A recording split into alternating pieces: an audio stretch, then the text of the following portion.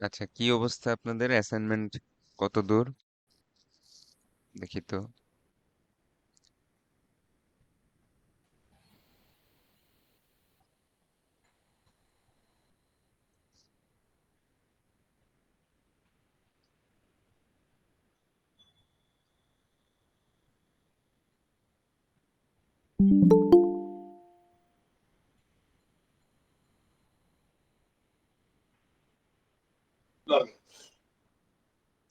Sir আমার একটা প্রশ্ন ছিল স্যার। হ্যাঁ হ্যাঁ, বলেন বলেন। স্যার এই যে রেফারেন্সে এটা স্যার উপরে দিব নাকি সবকিছু লেখার শেষে দিব? আচ্ছা, রেফারেন্স এই যে দেখেন। হ্যাঁ, আচ্ছা ওনারটা দেখি। এই হ্যাঁ যে হ্যাঁ। উনি ভিতরেও দিছে, এটা হচ্ছে ইনটেক্সট সাইটেশন। হ্যাঁ, আবার হুম। এই যে বস্ট্রম মানে যারটা ভিতরে দিছে, তারটা আবার কি করতে হবে? রেফারেন্সে এই যে ভিতর মানে বাইরেও ফুল সাইটেশনটা দিতে হবে। জি স্যার বুঝতে বুঝতে পারছেন? পারছি। জি স্যার। দুইটাই দিতে হবে। জি স্যার। জি স্যার। আচ্ছা আচ্ছা স্যার, রেফারেন্স আমাদের সাইটেশন দিতে হবে টোটাল কয়টা, মানে মিনিমাম? টোটালের মানে সমস্যা নাই, আমি আসলে প্র্যাকটিসটা দেখতে যাচ্ছি। আমি তো মাত্র 300 ওয়ার্ডস দিছি, 10টা দেন, দশ আচ্ছা স্যার, বারোটা দেন। এইখানে এই ক্ষেত্রে ধরেন আপনার যে টপিকটা আমাদের দেওয়া হয়েছিল হুম। ওইটাতে ওইটাতে ধরেন এটা আমি রিসার্চ করে যদি বের করি, এমনও তো হতে পারে যে একটা ওয়েবসাইট থেকেই আমরা একজনের থিওরি থেকেই বিষয়টা নেওয়া, মানে ওইখানে আমার অনেক বড় একটা আর্টিকেল আছে। হ্যাঁ, তো সেই হইতে পারে। সেই এখন তাহলে আপনি অরিজিনাল সোর্সে যাবেন, দেখবেন ওই আর্টিকেলও আরো 10 জনকে রেফার করছে, ঠিক না? এটাকে আমরা অনেক আচ্ছা সময় সেকেন্ডারি সোর্স বলি, যে অনেকটা এরকম যে ধরেন আমি আপনার থেকে হেল্প নিলাম, কিন্তু আপনিও এটার অরিজিনাল অথার না, আপনি আরো 10 জনের থেকে হেল্প নিয়ে লিখছেন। আচ্ছা, সেই ক্ষেত্রে স্যার হ্যাঁ, আমাদের তখন কিন্তু হবে কি, তখন আমার ধরেন একটা প্যারাগ্রাফের মধ্যে দেখবেন ওই ওয়েবসাইটের একটা প্যারাগ্রাফের মধ্যে সে আরেকজনকে রেফার করছে, ওই লোকটাকে আপনাকে আবার রেফার করতে হবে। বুঝতে পারছেন? কারণ আচ্ছা অ্যাকচুয়ালি ওই ইনফরমেশনটা আসছে হচ্ছে ওই পেপার থেকে। আচ্ছা, তাহলে যে আমি যার থেকে পেলাম তারটাও রেফার হ্যাঁ, করতে তাকেও হবে। করবেন আবার। আর ওনাকে কি হিসাবে করব? ওনাকে কি মেইন অথর বা কো অথর হিসাবে দিব? না না, মেইন কো অথর না। দেখেন, যেমন আমি বলি, ধরেন যে কোনো একটা সোর্স আমি বের করি। হ্যাঁ, এই ডাউনলোডসেই যাই। স্যার একটা প্রশ্ন ছিল, আচ্ছা একদিন কি ধরেন, বলেন বাড়ানো বলেন, যায়?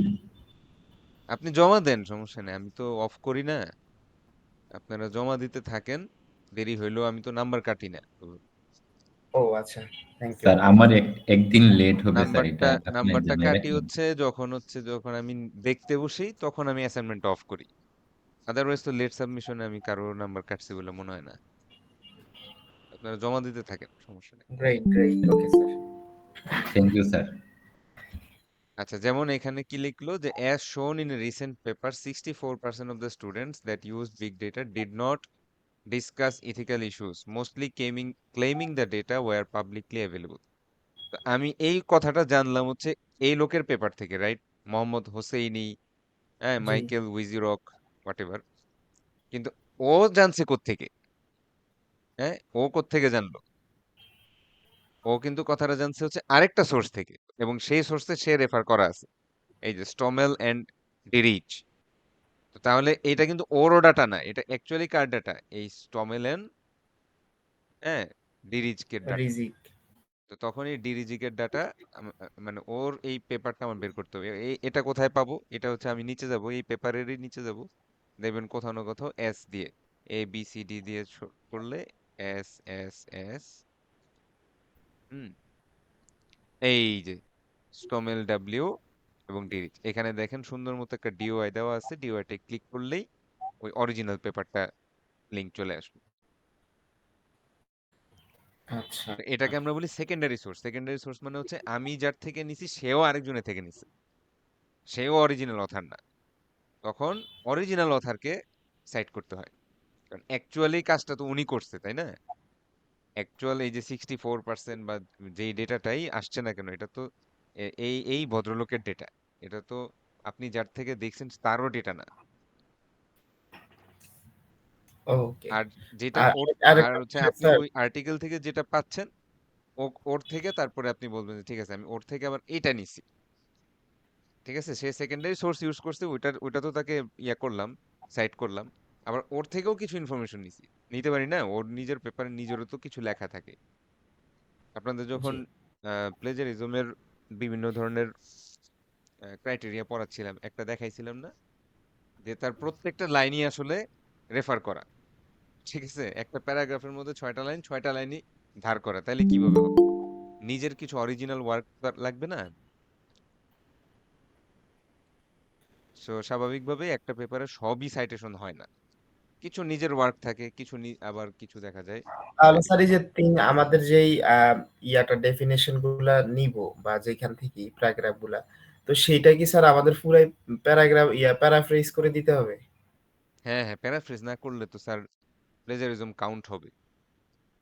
হ্যাঁ, যেমন এই যে ধরেন এই প্যারাগ্রাফটা, হ্যাঁ এই মানে প্যারাগ্রাফটা একটা যদি থিওরি, এখন আমি, একটা একটা সংজ্ঞা স্যার, আমি এটা বলতেছি একটা সংজ্ঞা, ওইটা একজন দিছে। হ্যাঁ তো তখন আপনি সেইটা প্রপারলি ইয়া করবেন, ডাবল কোটেশন ইউজ করলেন সংজ্ঞায়, যে এই পেপারে বলা হয়েছে এটা সংজ্ঞা এইরকম, বাস, তাইলেই তো হইলো। আর অন্য অন্য অথবা যেই ঘুরায় অন্য বলতে যেই পারেন হচ্ছে এই পেপার থেকে আমরা জানতে পারি এই জিনিসটাকে এইভাবে ডিফাইন করে, আপনার নিজের ভাষায় ডিফাইন করলেন, কিন্তু যদি যেহেতু এই পেপার থেকে শিখছেন, এই পেপারটাকে সাইড করে, বুঝতে পারছেন?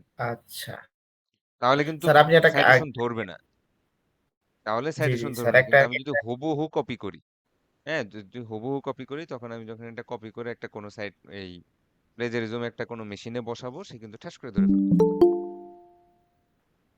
আচ্ছা স্যার, আরেকটা বিষয়, আপনি একটা আমাদেরকে একটা ফরম্যাট বা একটা খাতা দেখান, যাতে আমরা একটু আরেকটু ক্লিয়ার হইতে পারি হ্যাঁ, যে খাতা আসলে তো আসলে ফরম্যাটটা এখন কোন। আপনাদেরটা কতটুকু কি হয়েছে আমি এখনো চেক করা শুরু করি নাই, যখন চেক করব। মানে আপনারা আপনার একটা হচ্ছে মানে এরকম থাকে না অনেকের, যে পেপার আছে যে এটা একদম পারফেক্ট হইছে। একদম এই পারফেক্ট টপিকস না হলে কারো অন্য কোনো হবে না। টপিকস নিয়েও যদি থাকে। হ্যাঁ হ্যাঁ, বুঝতে পারছি, সমস্যা নাই, এটাই হবে, আপনাদের ভিতরেই হবে, এখানে তো আমার প্রায় 150-র মতো স্টুডেন্ট আছে, কারো না কারো সুন্দর লেখা আসবেই, ওটা আমি অ্যাসাইনমেন্ট শেষ হওয়ার পরে দেখাবো। অ্যাসাইনমেন্ট শেষ হওয়ার আগে দেখালে দেখা যাচ্ছে যে আমরা ওইটা থেকে আরেকটু আইডিয়া নিতে পারতাম। তাহলে তাহলে আর ওইভাবে আমরা ফেয়ারনেস থাকলো ইয়াটা। কিভাবে? বুঝেন নাই? আমি আসলে বলতে চাচ্ছি যে এই যে টপিকসে মানে আপনি দিয়েছেন এটা বাদে অন্য কোনো টপিকসে যদি আপনার কাছে ফরম্যাট থাকে আর কি, না, ফরম্যাট আমার কাছে মানে নেই, যে কোনো। ও আচ্ছা। ফরম্যাট আমার কাছে রেডি নাই। আপনারা দেখেন না, এই যে ধরেন আমরা যে আপনি গুগল স্কলারে যে কোনো একটা পেপার ডাউনলোড করেন, যেহেতু এটা একটা ইন্টারন্যাশনাল জার্নালে রিসার্চ আর্টিকেল হিসেবে আসছে, হ্যাঁ ধরেন এটাই আসছে, এটা তো একটা মানে সাইন্টিফিক জার্নালে আসছে, হ্যাঁ এটাকেই ফলো করেন, দেখেন যে ও কিভাবে সাইট করতেছে, তার প্রত্যেক যেমন ধরেন এই লেখাটার এই প্যারাগ্রাফটুকু একটু খেয়াল করেন, এই প্যারাগ্রাফটুকুর মধ্যে কিন্তু এমন না যে তার নিজের কোনো লেখা নাই, তার নিজেরও কথা আছে, কিন্তু নিজের কথাটাকে আরো স্ট্রং করার জন্য সে কিছু ডেটা ইউজ করছে, যখনই কোনো সেকেন্ডারি ডেটা ইউজ করছে, মানে আরেকজনের গবেষণার কোনো ডেটা ইউজ করছে, সাথে সাথে সেই লোকটার নাম লিখে দিছে, তাহলে হইলো কি তার নিজের যে একটা যেই জিনিসটা নিয়ে সে তার টপিক, যে ধরেন ethical issues in social science research employing big data, এটা হচ্ছে তার টপিক, এই টপিকে তার নিজের কিছু আইডিয়া আছে, তার নিজের কিছু আইডিয়া আছে, তার নিজের আইডিয়াটাও সে লেখে, আবার এই আইডিয়াটাকে আরো স্ট্রং করার জন্য সে কিছু ডেটা দেয়, যে যেমন আমি যে বলতেছি শুধু তাই না, অন্যান্য সায়েন্টিস্টরাও তাদের রিসার্চ করে এইরকম ডেটাই পাইছে, এই জন্য আমারটা স্ট্রং, আমারটা আমার আমার যে আইডিয়া, আমার যে নতুন, আমরা এটাকে অনেক সময় ইংলিশে একটা ওয়ার্ড বলি নভেল, হ্যাঁ এই যে আপনাদের করোনার সময় শুনছেন না নভেল করোনা ভাইরাস, হ্যাঁ নভেল জি করোনা ভাইরাস, নভেল অর্থ কি? নভেল শব্দের অর্থ কি? NOVEL। স্যার এটা হচ্ছে আপনার নতুন, বলে। নতুন, জি স্যার। যেটা আগে কখনো ছিল না। নভেল করোনা ভাইরাস মানে কি, করোনা ভাইরাস আগেও ছিল, কিন্তু এই 19 সালে যে ভাইরাসের স্ট্রেনটা আসছে এটা নতুন, এই জন্য এটাকে আমরা কি বলি, নভেল করোনা ভাইরাস, এরকম একটা মিডিয়াতে বলা হচ্ছিল, বা WHO থেকেও এটাকে বলা হয়েছিল যে এটা নতুন করোনা ভাইরাস। আমরা প্রায় সময়ই বলি যে আপনার লেখাটার মধ্যে নভেলটি কি, ওয়ার্ডটা হচ্ছে নভেলটি, এই যে দেখেন জি, নভেলটি। নতুনত্ব কি? নভেলটি, অর্থাৎ নতুনত্ব একই কি? টপিকে লিখলে তো হইলো না। হ্যাঁ, নতুনত্ব কি? ঠিক আছে, যেটা অরিজিনাল বা আনইউজুয়াল আপনার লেখাটার মধ্যে কি এমন বিশেষত্বটা আছে? আমি আপনাদেরকে ছোট আকারের মাত্র 300 ওয়ার্ডসে লিখতে বলছি, যাতে হয় কি এটা নিয়ে এত পরিশ্রম করা না লাগে, but at the same time আপনি একটা ফিলিংস পান যে আচ্ছা ঠিক আছে, আজকে তো এটা 300 ওয়ার্ডস, কালকে যদি এটা আমার গ্র্যাজুয়েশনের রিসার্চ হয়, বা কালকে যদি এটা আমার গ্র্যাজুয়েশনের থিসিস সাবমিশনের পেপার হয়, সেটা তো প্রায় 5000 ওয়ার্ড হবে। সেইখানেও যাতে আমি একই মেন্টালিটি বজায় রাখতে পারি, যে আমি যদি কোনো জায়গা থেকে কোনো ইনফরমেশন আমার নিজের কাজে ইউজ করি, সেই জায়গাটাকে কি করব বলেন? হ্যালো? জি জি, সেই জায়গাটাকে আমি আবার মানে সেই রেফারেন্স যাতে। জায়গাটাকে আপনি রেফার করবেন। এই মেন্টালিটিটা গ্রো করার জন্য আমি ছোট আকারে একটা অ্যাসাইনমেন্ট দিচ্ছি। এখান থেকে আপনাদের মানে কারেক্ট হইতে হবে, ভুল হইলে সমস্যা, এগুলা কিছু আসে যায় না। আমি জাস্ট খালি মেন্টালিটিটা গ্রো করার চেষ্টা করতেছি। কারণ বাস্তবতা কি? বাস্তবতা হচ্ছে আপনারা এই টপিকটা সবার আগেই চ্যাট জিপিটিতে দিবেন, তাই তো? হ্যাঁ, জি চ্যাট জিপিটি। জি স্যার। তারপরে হলো এই ইন্ট্রোডিউসিং চ্যাট জিপিটি। আচ্ছা গেলাম না কেন আমার এটা হ্যাঁ, চ্যাট জিপিটি, ওকে।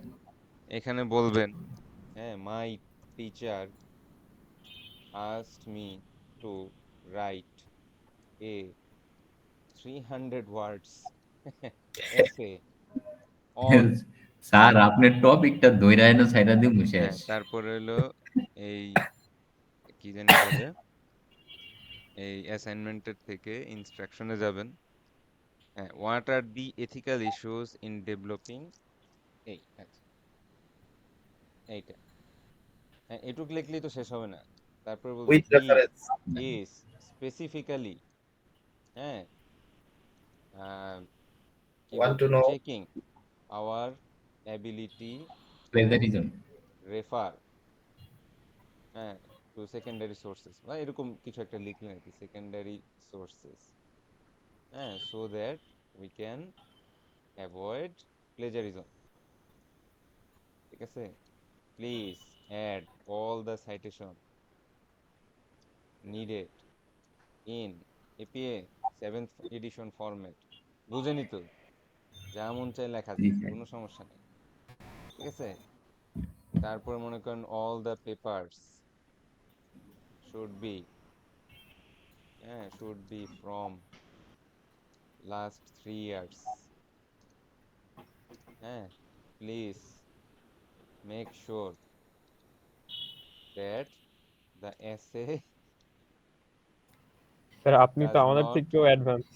হ্যাঁ, ডাজ নট, কি বলবো, আহ, আচ্ছা, the essay is not caught in any plagiarism checking software. হ্যাঁ, তার চেকিং ভালো জিনিস তো শিখিয়ে দিলেন। সফটওয়্যার, হ্যাঁ, এগুলো করবেন। সমস্যাটা হচ্ছে স্যার, হ্যাঁ, দেখি ও কি আসে, কিছু আসে কিনা। স্যার যাই আর দেখ না কেন ওইটাও প্লেজারিজম ধরা পড়ে স্যার। হ্যাঁ, এইটাই হচ্ছে বিষয়। ব্যাপারটা হচ্ছে অনেকটা এরকম, আমি বলতেছি না যে হেল্প নেওয়া সমস্যা, সমস্যাটা হচ্ছে কি, আমার থেকে একটা নাম্বার পাইলেন, কিন্তু আপনি এই ফিলিংসটা আপনার মধ্যে জেনারেট হবে না যে না, আমাকে আসলে অ্যাকচুয়ালি রিসার্চটা কিভাবে করে। কারণ দেখেন, আপনাদের এখানে যারা আছে, হ্যাঁ, 27 জন ধরেন বসে আছি আমরা, অনেকেই তো ঢুকতে যাচ্ছে, তো আমাদের ক্লাসে ধরেন 40-50 জন আছে, সবাই কিন্তু হায়ার স্টাডিতে যাবে না। কিন্তু যারা জি স্যার। অ্যাকচুয়ালি হায়ার স্টাডিতে যাবে, যারা আসলেই রিসার্চে যাবে, যাদের আসলে হায়ার এসপিরেশন আছে, হায়ার কোয়ালিটি আছে, হ্যাঁ, তাদের কিন্তু স্যার এই চ্যাট জিপিটি দিয়ে তারা খুব বেশি দূর আগাইতে পারবে না। তাদের মানে ওর যে লেখাটা আসছে, এই লেখাটার মতো গ্রামার, এই লেখাটার মতো এক্সপ্রেশন ক্ষমতা, এইটা আস্তে আস্তে আপনারও ডেভেলপ করতে হবে। 5টা লাইন লিখতে যাতে আপনি নিজে পারেন, এই এই ক্যাপাবিলিটিটাও গ্রো করতে হবে। তো এগুলো শেখার জায়গা কোথায়? শেখার জায়গা হচ্ছে আসলে আন্ডারগ্রেড লেভেল। কারণ এইখানে ভুল করা যায়, এখানে অনেক চুরিচামারিও করা যায়। ঠিক আছে, আবার এইখানে এট দ্য সেম টাইম নিজেকে নিজে একটু প্র্যাকটিসও করানো যায়। ঠিক আছে, এই জন্যই কিন্তু আমি পরীক্ষায় দেই নাই, পরীক্ষায় এটা টপিকটা আমি কিন্তু দেই নাই। আমি কিসে দিছি, একটা 10 মার্কসের যেটা অ্যাসাইনমেন্ট, হাতে থাকে আমার, ওইটাতে দিছি যে দেখি কে কত দূর কি করতে পারে। দেখেন এখানে পারফেক্টলি এপিএ ফরম্যাটে সুন্দর ইয়া করা আছে, কিন্তু এই যে রিট্রিভ ফ্রম এটা কিন্তু 7th এডিশনে নাই। দেখছেন ও কিন্তু ভুল করছে। তো এআই এর অনেক ভুল হয়, রিট্রিভ ফ্রমটা কিন্তু 7th এডিশনে নাই। আপনাদের যে রেফারেন্স আমি ইয়ে দিয়ে দিছিলাম, এই এই যে প্লেজারিজম যেই চ্যাপ্টারটা দিছিলাম ওখানে কিন্তু দেখবেন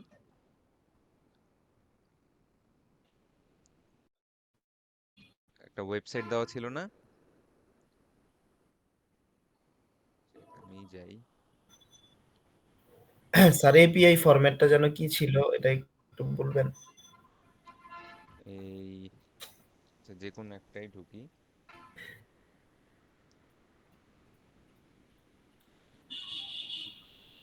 ইন্টারনেটটা একটু স্লো লাগতেছে।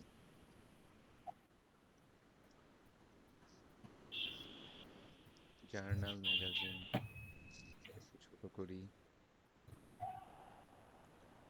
এই যে দেখেন APA citation guide 7th addition, এখানে তো অনেক ধরনের আছে, আমরা জার্নালেরটায় যাই। জার্নালেরটা এই যে দেখেন কোনোটার মধ্যে কিন্তু রিট্রিভ ফ্রম লেখা নাই। রিট্রিভ ফ্রম আগে লিখতো, 7th এডিশনে কিন্তু সেটা নাই। 7th addition latest addition. হ্যাঁ, তো দেখেন এআই কিন্তু এই এই জিনিসটা তার মিস্টেক হয়ে গেছে, হইতেই পারে, স্বাভাবিক। তো ওই যে ওইটাই বললাম যে এইটার থেকে আমি যদি হেল্প নেই, আমার যদি প্লেজারিজম কাউন্ট নাও হয়, তাতে ক্ষতিটা আসলে ছাড়েন না। ঠিক আছে, ক্ষতিটা হচ্ছে আপনার আমার নিজের। বরং আমি যদি মাত্র 300 ওয়ার্ড ছোট একটা মানে এসে ধরেন 1 পেজ বা 1.5 পেজ হাইয়েস্ট, এইটুকু আমি যদি নিজেই লিখি, 10-12টা সাইটেশন করি, আর জাস্ট রেফারেন্স গুলাকে ফরম্যাটের মধ্যে বসাই দিই, বাস। এখানে নাম্বারটা তখন গুরুত্বপূর্ণ না, ব্যাপারটা হচ্ছে প্র্যাকটিস। বুঝতে পারছেন? জি স্যার। বা এখানে কারেক্ট হওয়ারও কোনো দরকার নাই। হ্যাঁ, কারণ এটা এমন একটা টপিক যেটা স্যার আমি বর্তমানে যদি রিসার্চের আমি ভিতরে নিজে আছে। নিজে হ্যাঁ, এই বিষয়টায় আপনাদের কারো নলেজ স্যার না থাকারই আমি কথা।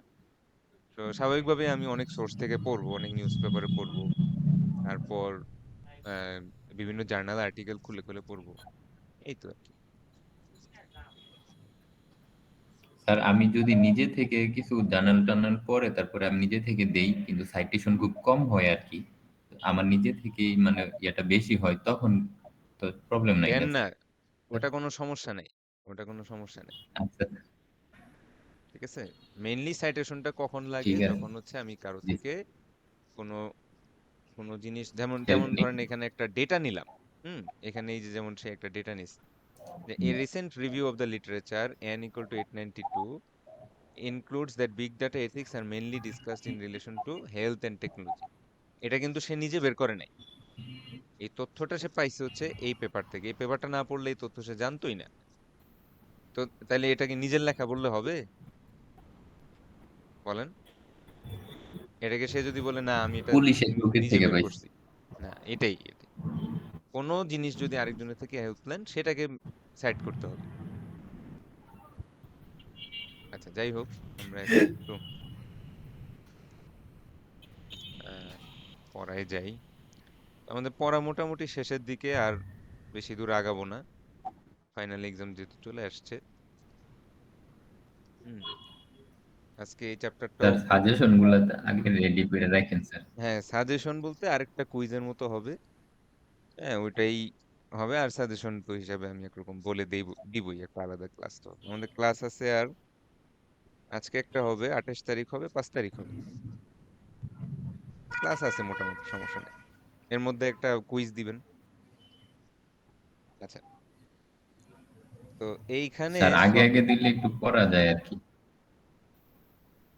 আগেই দিব, সমস্যা নেই, আগেই দিব। ধরে রাখেন সামনের উইকেই পেয়ে যাবেন যা যতদূর যা পড়ানো। আচ্ছা, জি এবার স্যার, একটু দেখি থ্যাংক আমরা। You sir. আসলে হয়েছে কি, আপনাদের আবার ফাইনালের এক্সামের কোশ্চেন জমা দিতে বলছি, সেটারও টাইম খুব কম। তো কোশ্চেনটা কিরকম হবে ওই অনুপাতেই আপনাদের সাজেশনটা দিব। কোশ্চেনটা আগে করে নেই, তারপরে জি বুঝতে স্যার। পারবো যে আচ্ছা কতটুকু আচ্ছা স্যার, ঠিক বুঝায় আছে স্যার। বুঝায় দিতে হবে। আচ্ছা, যাই হোক, স্ট্র্যাটেজিস ফর, আচ্ছা একটু দাঁড়ান।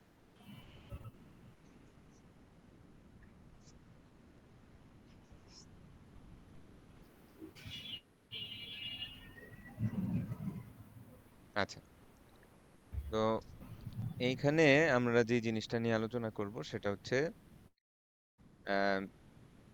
সফটওয়্যার ইঞ্জিনিয়ারিং বা সফটওয়্যার ডেভেলপমেন্টের বিষয়ে কিছু ইথিক্যাল ইস্যু। তো আমরা এই বিষয়ে মনে হয় লাস্ট ক্লাসে একটু আলোচনা করছিলাম যে একটা সফটওয়্যার অ্যাকচুয়ালি কিভাবে ডেভেলপমেন্ট হয়। হ্যাঁ, আপনাদের মধ্যেই একজন সফটওয়্যার জি ইঞ্জিনিয়ার স্যার, ছিলেন, উনি আমাদেরকে এই বলছিল বিষয়ে স্যার, বিশদ নলেজ দিয়েছেন। মাহফুজ ভাই। হ্যাঁ, মাহফুজ সাহেব, তো ওনাকে ধন্যবাদ আমাদেরকে এই বিষয়গুলো শেখানোর জন্য। তো মেইনলি একটা সফটওয়্যারের কাজ কি? একটা সফটওয়্যারের কাজ হচ্ছে ইউজারের কিছু রিকোয়ারমেন্টস থাকে, সেই রিকোয়ারমেন্টস গুলো ফুলফিল করা। বুঝতে পারছেন? তো সফটওয়্যার দিয়ে যদি একটা ইউজারের সমস্ত জি স্যার, যে মানে তার পার্টিকুলার যেই কাজগুলা করার জন্য সে সফটওয়্যারটা বানানোর জন্য আইটি কোম্পানির কাছে আসছিল, সেই কাজগুলো যদি হয়ে যায় তাহলেই তাহলে সফটওয়্যারটা সাকসেসফুল। এখানে তখন প্রশ্ন আসতেছে, তাহলে কোয়ালিটির জি স্যার, বিষয়টা কোত্থেকে আসে? হাই কোয়ালিটি, লো কোয়ালিটি বলতে কি বোঝায়? তো ব্যাপারটা হচ্ছে অনেকটা এরকম যে কাজ তো হবেই। হ্যাঁ, যেটা দামি সফটওয়্যার সেটাও কাজ হবে, হাই কোয়ালিটি যেটা সেটাও কাজ হবে, লো কোয়ালিটিরও কাজ হবে। যদি কাজ নাই হয় তাহলে তো আর ওই সফটওয়্যার সিস্টেম মানে ওয়ার্কিংই না বা অ্যাপ্লিকেবলই না। কিন্তু সফটওয়্যার কোয়ালিটি বলতে বোঝাচ্ছে যেই সফটওয়্যার সিস্টেমটা একে তো ইউজারের রিকোয়ারমেন্ট পালন করেই বা রিকোয়ারমেন্ট গুলো পূরণ করেই, তার সাথে সাথে সে হচ্ছে কুইক, এফিশিয়েন্ট এবং রিলায়েবল। কুইক, এফিশিয়েন্ট এবং রিলায়েবল। হ্যাঁ, যেমন আমরা দেখি যে যে কোনো সার্ভার আপনি যখন সাবস্ক্রাইব এফিশিয়েন্ট এবং করতে, রিলায়েবল।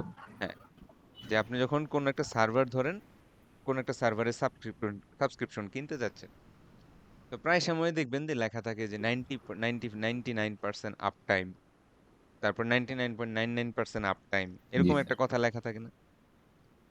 তো এটার ভালো, জি স্যার, ঠিক আছে, তার মানে হচ্ছে যে সারা দিনের মধ্যে আমি প্রায় মোস্ট অফ দ্য টাইম জিনিসটাকে অনলাইন পাবো। কিন্তু দেখেন, ও কিন্তু কখনোই বলে না যে 100%। তার মানে হচ্ছে সারা বছরের মধ্যে জি স্যার, এটা তো ধরেন একটা সার্টেন অ্যামাউন্ট পসিবল অফ না। টাইম, ধরেন আধা ঘন্টা, এক বছরে আধা ঘন্টার সময় আপনি আপনার সিস্টেমটা অফলাইন পাবেন। ঠিক আছে, সো কোয়ালিটির একটা বিষয় চলেই আসে, যদিও এটা এনাফ। ঠিক আছে, আপনার চাহিদা পূরণ জি করার স্যার, জন্য সেটা এনাফ, বা আপনার রিকোয়ারমেন্ট গুলোও সব জি সঠিকভাবে স্যার, পূরণ হয়। কিন্তু তারপরেও এটার মধ্যে কোয়ালিটির একটা স্ট্যান্ডার্ডের একটা বিষয় থেকেই যায়। আচ্ছা, তো এরপরে আসেন সফটওয়্যার ডিফেক্ট। তাহলে সফটওয়্যার ডিফেক্ট মানে নাম শুনলেই বোঝা যাচ্ছে যে এমন কোনো ইরর বা এমন কোনো বাগ, হ্যাঁ, জি স্যার। যেটার জন্য সফটওয়্যারটা তার রিকোয়ারমেন্টটা পারফেক্টলি ফুলফিল করতে ব্যর্থ হয়। বুঝতে পারছেন সফটওয়্যার ডিফেক্ট কি জিনিস? তো জি সফটওয়্যার স্যার, ডিফেক্ট থাকতে পারে, সফটওয়্যার ডিফেক্ট যে নাই বা ইভেন বড় বড় জি কোম্পানির স্যার, কোডেও যে সফটওয়্যার ডিফেক্ট নাই সেই কথাটা ঠিক না। এটা আমরা একটু পরে কোথাও একটা লেখা আছে, ওটার উপর দেখব। আচ্ছা, তাহলে সফটওয়্যার কোয়ালিটি বলতে বোঝাচ্ছে যে is the degree to which a software product meets the needs of its users. ওই একই কথা, ইউজারের যে রিকোয়ারমেন্ট গুলো থাকে, যে নিডস গুলো থাকে, সেই নিডস গুলা কত এফিশিয়েন্টলি, কত এগুলো কুইকলি, ফুলফিল করাই। হ্যাঁ, কত রিলায়েবলি, কত পারফেক্ট ভাবে সে কমপ্লিট করতে পারতেছে, সেটাই মানে পারফেক্টের তো কোনো শেষ নাই। সো কোয়ালিটিরও অনেক হাই স্ট্যান্ডার্ড থাকতে পারে। জি, এবার আসেন হচ্ছে এই সফটওয়্যার কোয়ালিটি ম্যানেজমেন্ট কি জিনিস। আচ্ছা, কোয়ালিটি ম্যানেজমেন্ট হচ্ছে ডেভেলপমেন্টের বিভিন্ন প্রসেসে আপনার এই কোয়ালিটিটা মেজার করা। ঠিক আছে, কোয়ালিটিটা প্রথম কথা হচ্ছে কোয়ালিটি ডিফাইন করা, তারপর মেজার করা এবং সেইটাকে ইমপ্রুভ করার চেষ্টা করা, এইটা হচ্ছে কোয়ালিটি ম্যানেজমেন্ট। তো কোয়ালিটির বিষয়টা কি, যেমন একটা কথা বলি, যেমন কথার কথা যে আমাদের এসএসসি এইচএসসি সময় আমরা রেজাল্ট দেখার জন্য ওয়েবসাইট গুলোতে ঢুকতাম না। হ্যাঁ, তো যেটা হয় যে আমাদের যে জি যখন স্যার, এসএসসির এখনো তো এসএসসির ঢুকি। রেজাল্ট দেয় বা এইচএসসির রেজাল্ট দেয়, সব স্টুডেন্টের বাবা মা, তাদের নানা নানি, মামা মামি, এমনকি পাশের বাসার আন্টিরা সার্ভার পর্যন্ত ডাউন। রোল নাম্বার লিখে সার্চ দেয়। হ্যাঁ, তো সবাই মিলে সার্চ দেওয়ার কারণে দেখা জি যাচ্ছে স্যার, যে হ্যাঁ সার্ভার ঠিক আছে, ডাউন। হয়তো স্টুডেন্ট মনে করেন ওরা ওরা এইভাবে চিন্তা করছে যে 2 লক্ষ স্টুডেন্ট, আমরা এক কাজ করি 5 লক্ষ ট্রাফিকের জন্য আমাদের সার্ভারটা রেডি রাখি। কিন্তু দেখা যাচ্ছে ওই যে নানা নানি সুদ্ধা সবাই সার্চ দেওয়ার কারণে এত বেশি পরিমাণ ট্রাফিক আসছে যে 10 লাখ হয়ে গেছে। হ্যাঁ 10 লাখ 20 লাখ হয়ে গেছে, এবং আস্তে করে সার্ভারটা বন্ধ হয়ে যায়, সার্ভিস দেওয়া বন্ধ হয়ে যায়। এটা অনেকটা সার্ভার তখন মনে করে কি যে আসলে আমার উপর অ্যাটাক আসছে, ওই যে আপনাদের ডিডোস অ্যাটাক পড়াইছি না, distributive G denial sir, of ডিডোস service. ডিডোস। তখন সার্ভার মনে করে কি যে আসলে ওরা আমার কাছে ডেটা চাচ্ছে না, তারা জি আমাকে স্যার। অ্যাটাক করতে আসছে। তখন সার্ভার আস্তে করে সার্ভিস অফ করে দেয়, ঠিক আছে? তো এইরকম একটা প্রবলেম। তাহলে জি চিন্তা স্যার। করেন যে এই পার্টিকুলার অ্যাপ্লিকেশনটা, হ্যাঁ, যে রেজাল্ট দেখার জন্য প্রচুর পরিমাণ লোক আসবে, তাদের জন্য কোয়ালিটি কি হতে পারে? তাদের জন্য কোয়ালিটির একটা মেজারমেন্ট হইতে পারে যে ঠিক আছে, 20 লক্ষ লোকের জন্য যাতে আমার সার্ভারটা রেডি থাকে, হইতে পারে, হ্যাঁ। অথবা যেমন এই যে একটু আগেই জি বলছিলাম স্যার। যে সার্ভারের জন্য আপ টাইম বা ডাউন টাইম, তো আপনি বলতেছেন 1% ডাউন টাইম, এটা যদি 0.5% আনতে পারেন, হ্যাঁ, ইমপ্রুভ করতে পারেন, সেটাও কোয়ালিটি ম্যানেজমেন্ট হতে পারে। সো এক একটা অ্যাপ্লিকেশন ওয়াইজ জিনিসটা ডিফার করে যে আমি একটা সফটওয়্যারের কোন কোন ইয়াটাকে, কারণ আসলে একটা সফটওয়্যার ভালো, হ্যাঁ, এটার মেজারমেন্ট কি, হ্যাঁ, আমরা একটা জিনিসের ভালো, ধরেন একটা ব্যাটারি ভালো, এটার মেজারমেন্ট হচ্ছে বেসিক্যালি এই ব্যাটারিটা কতবার চার্জ হয়ে কতবার ডিসচার্জ হবে, এই সাইকেলটা কত বেশি। একটা ব্যাটারি যদি এই সাইকেলটা 1000 হয় তাহলে এটা 1000 পরিমাণ ভালো, যদি 2000 হয় তাহলে এটাই ওটার চেয়ে ভালো, তাই না? একটা অবজেক্টিভ মেজারমেন্ট তো লাগবে।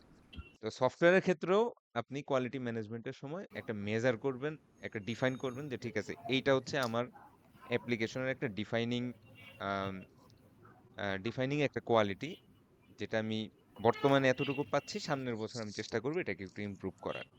আচ্ছা, তো এই কাজটা করার সময় আমাদের ডেভেলপমেন্ট প্রসেসে যত ধরনের ডেলিভারেবলস রেডি হয়, হ্যাঁ, যেমন এসডিএস বলেন, এসআরএস বলেন, যত ডিজাইন স্পেসিফিকেশন বা রিকোয়ারমেন্ট, যেই অ্যানালাইসিস যে পেপারস গুলা রেডি হয়, যত ধরনের flow chart, use case diagram, ER diagram যাই রেডি হয় না কেন, এই সবগুলাই হচ্ছে এই কোয়ালিটি ম্যানেজমেন্টের অংশ। আচ্ছা, এটা কি কি জিনিস, এই যে এতগুলা কথা বললাম, হ্যাঁ, এগুলা কি মনে আছে কারো? কোনো একটা ক্লাসে পড়াইছিলাম, গত ক্লাসে না কোন ক্লাসে জানি, খেয়াল নেই। কারো কি মনে আছে এই যে কথাগুলা কি কি বললাম? স্যার কোয়ালিটি ম্যানেজমেন্ট নিয়ে? না না, এই যে সফটওয়্যারের ডেভেলপমেন্ট প্রসেস নিয়ে স্যার মনে ধরেন নেই। এই যে সামানিয়া জান্নাতি শান্তা ম্যাডাম আছেন?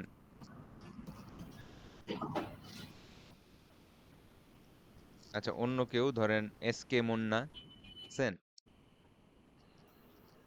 স্যার আমার মনে পড়ছে না। আচ্ছা, মোহাম্মদ শাহাদাত স্যার, খেয়াল আছে আপনার? মাহফুজুর রহমান স্যার, আপনার মনে আছে? ওনার তো মনে মনে থাকবেই পড়ছে না স্যার। এরকম। মাহফুজুর রহমান ভাই তো মনে থাকবে, উনি তো করে হ্যাঁ না, এগুলো। মাহফুজ ভাই তো, সরি সরি, হ্যাঁ আপনি তো হচ্ছে বস। আপনার জিজ্ঞেস করছে, আচ্ছা সরি আমি ভুল বললাম। তাহলে আচ্ছা যাই হোক, হ্যাঁ, আপনি তো পারবেনই, কারণ আপনি অলরেডি চাকরি করেন। তো যাই হোক, তো আচ্ছা সমস্যা নেই, এটা নিয়ে পরে আবার দেখবো, একটু পরে আসবে ডেভেলপমেন্ট প্রসেস, তখন আবার আলোচনায় আসবে।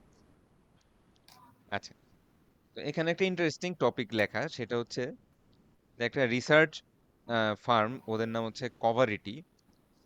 তো তারা দেখছে যে এই যে সফটওয়্যার ডিফেক্টের কথা বলছি, তার মানে হচ্ছে এমন কোনো কোড, যেই কোডটা লিখলে আপনার সফটওয়্যারের মধ্যে একটা নোন বাগ বা ইরর থেকে যাবে, এবং সেটা পরবর্তীতে ইউজারের রিকোয়ারমেন্ট ফুলফিল করতে বাধা দিবে। এই ধরনের কোড ব্যাপক পরিমাণে ইন্ডাস্ট্রিয়াল কোডের মধ্যে থাকে।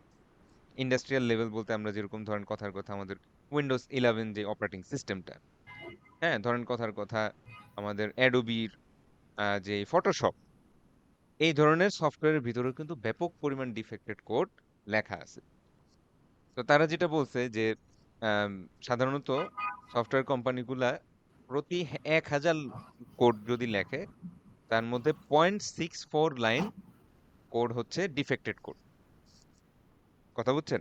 0.64 লাইন জি কোড স্যার। হচ্ছে ডিফেক্টেড কোড, এবং সেই অনুপাতটা যদি, সেই মানে রেশিওটা যদি 1% এর কম স্যার? 1%ও না, আরো অনেক কম, অনেক কম। 1000-এর মধ্যে জি স্যার। 0.64। হ্যাঁ, বুঝতে পারতেছেন? ও আচ্ছা, আচ্ছা 100-র বুঝতে মধ্যে পারছি। একও না, 1000-এরও মধ্যে একও না। হ্যাঁ, তার মধ্যে 0.64, মানে খুবই কম। তাহলে হলে কিন্তু সমস্যাটা হচ্ছে তাদের রেশিওটা দেখেন। 2.064। এই রেশিও যদি হিসাব করে, তারা বলতেছে যে উইন্ডোজ 7 অপারেটিং সিস্টেমে 50 মিলিয়ন লাইনস অফ কোড ছিল। সেই হিসাবে উইন্ডোজ 7 এর মধ্যে 32,000 ডিফেক্ট থাকার কথা।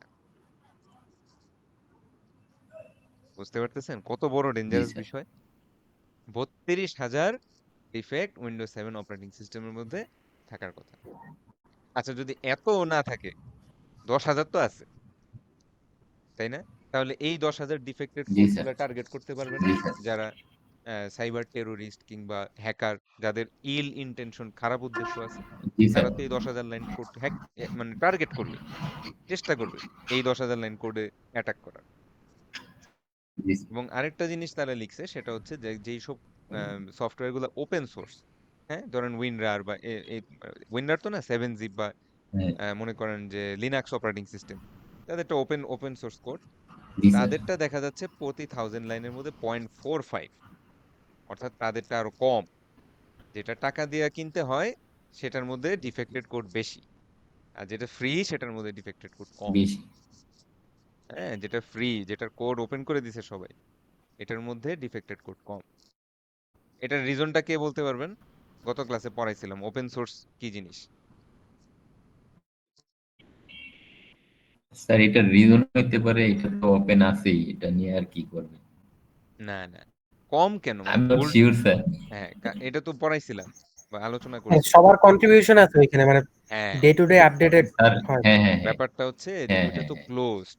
হ্যাঁ, খুব ব্রিলিয়ান্ট ব্রিলিয়ান্ট প্রোগ্রামাররা মাইক্রোসফট গুগলে চাকরি করে, কোনো সমস্যা নেই। কিন্তু তাদের সংখ্যা কত? 1,000, 10,000, 1,00,000?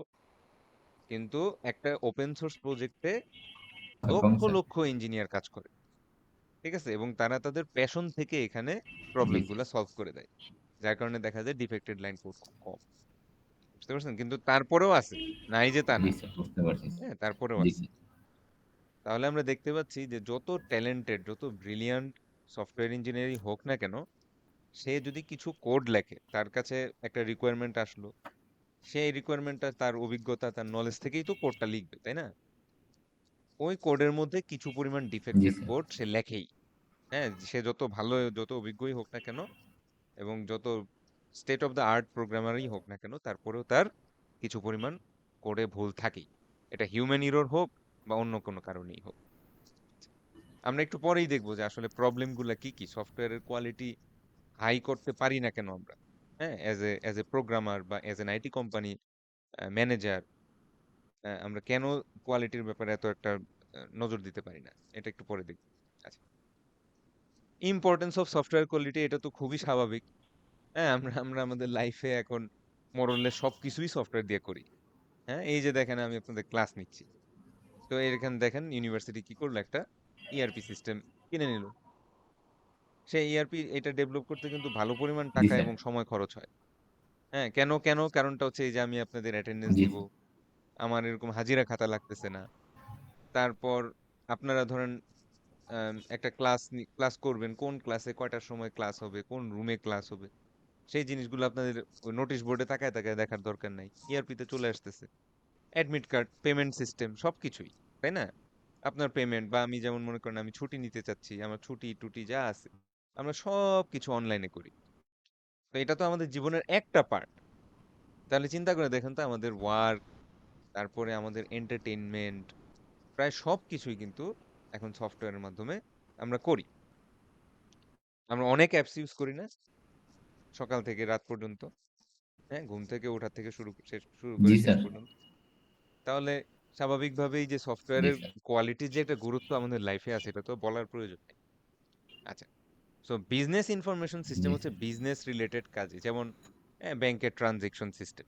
হুম, হ্যাঁ, যেমন মনে করেন দারাজে কিছু অর্ডার করলেন, এখানে যে টোটাল অর্ডারের যে প্রসেস, হ্যাঁ, আপনি একটা কিছু কার্টে নিলেন, সেটার জন্য পেমেন্ট দিলেন, সেটার পেমেন্ট ভেরিফাই হইলো, হ্যাঁ, এটা আবার একটা পার্টিকুলার ভেন্ডরের কাছে অর্ডার গেল, সে এটা আবার আরেকজনের কাছে হাতে দিল, সেটা আবার আপনার কাছে আম, নিরাপদে পৌঁছাইলো কিনা, এই টোটাল প্রসেসটা যে একটা সফটওয়্যারের মাধ্যমে কন্ট্রোল করা হয়, হ্যাঁ।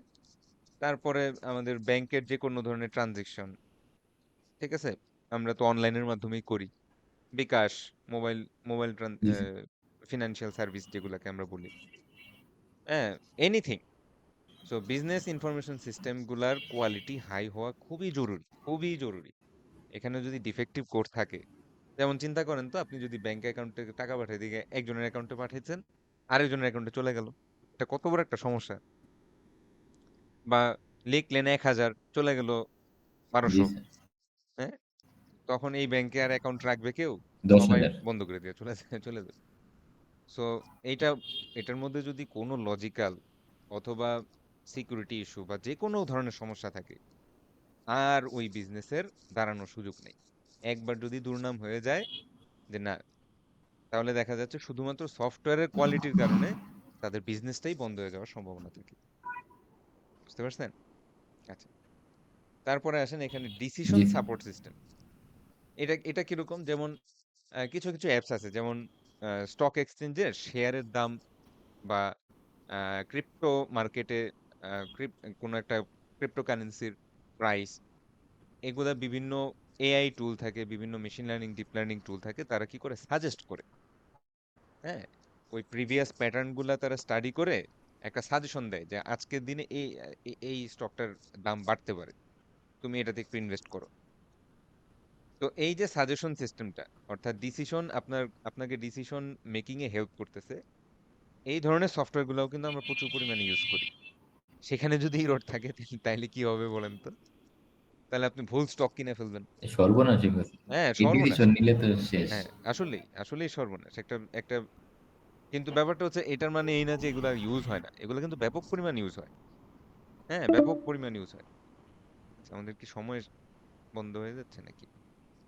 15 মিনিট আছে স্যার। 15 মিনিট 15 আছে, মিনিট আর আর আছে স্যার। আর 5-7 মিনিট পরেই তারপরে চেঞ্জ করতেছি। সো এই ব্যাপারটা তাহলে এখানেও গুরুত্বপূর্ণ।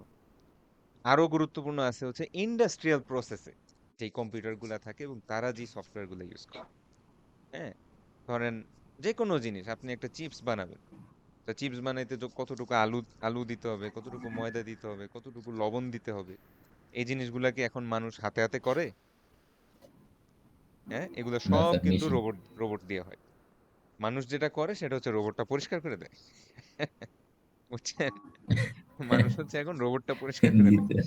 আর ওই বাটনটা চাপ দিয়ে দেয়।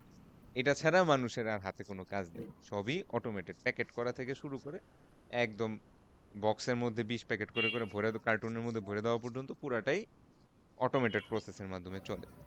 তাহলে সেই প্রসেসে যদি কোনো সফটওয়্যার রিলেটেড কোনো প্রবলেম থাকে, কোয়ালিটি অ্যাসুরেন্স রিলেটেড কোনো প্রবলেম থাকে, ধরেন, তাহলে একটা ব্যাচে প্রচুর পরিমাণ লবণ পড়ে যাবে, অথবা জি স্যার। মানে এনিথিং একটা কিছু ইস্যু হইতে পারে। লবণ বেশি পড়লে তো এত ডেঞ্জারাস হবে না, কিন্তু চিন্তা করেন একটা ফার্মাসিউটিক্যাল কোম্পানির মেশিনে যদি প্রবলেম হয়, হ্যাঁ, ওষুধগুলা কিন্তু সব কনসিস্টেন্সি হারায় যায়। ওইটা আরো বেশি সর্বনাশ।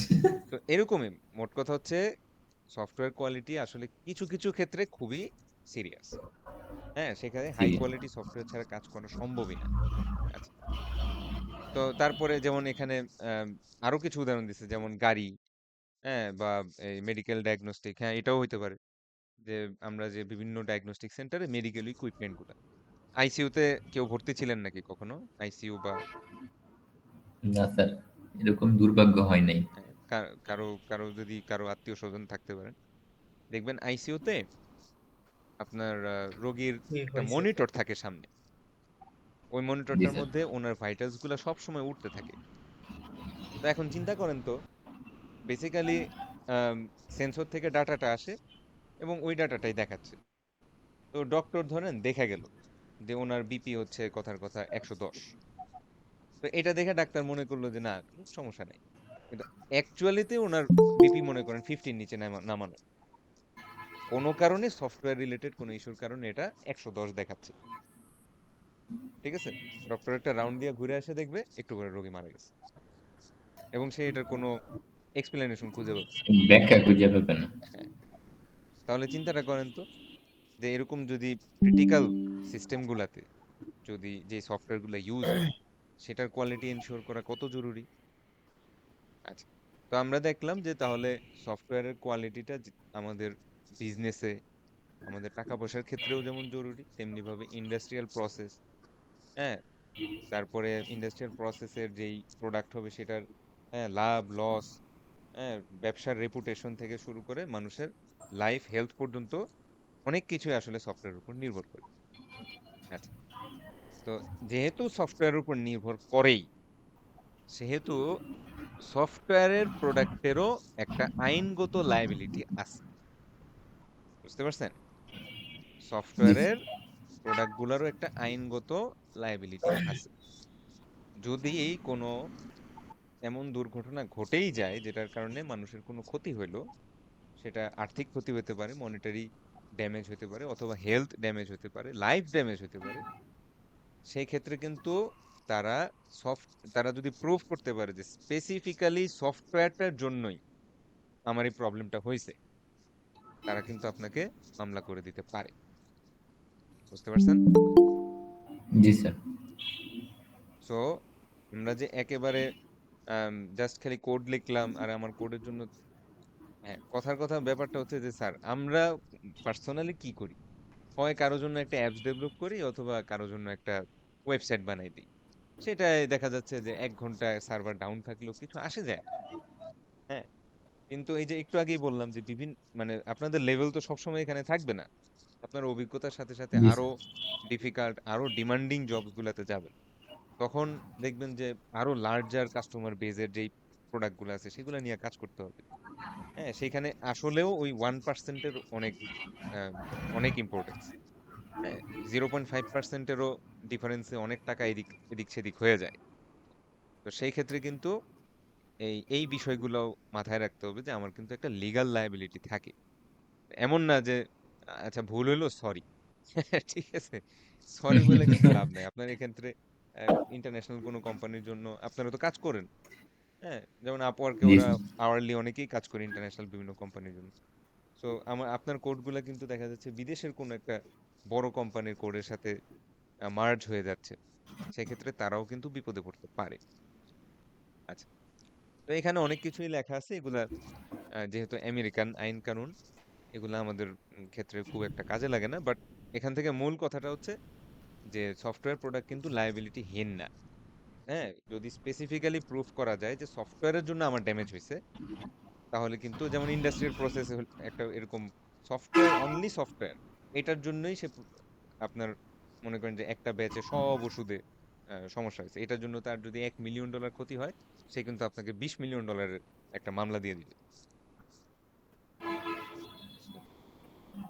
তাহলে আমরা একটু সংক্ষেপে ডেভেলপমেন্ট প্রসেসটা আরেকবার একটু দেখে আসি। ও, আমাদের তো টাইম শেষ, আমরা একটা নতুন লিংকে যাই ফার্স্টে, তারপরে ডেভেলপমেন্ট প্রসেসটা নিয়ে বলবো। আমি একটা জি নতুন স্যার। লিংক দিচ্ছি, আপনারা ওই লিংকটাতে সবাই জয়েন করেন।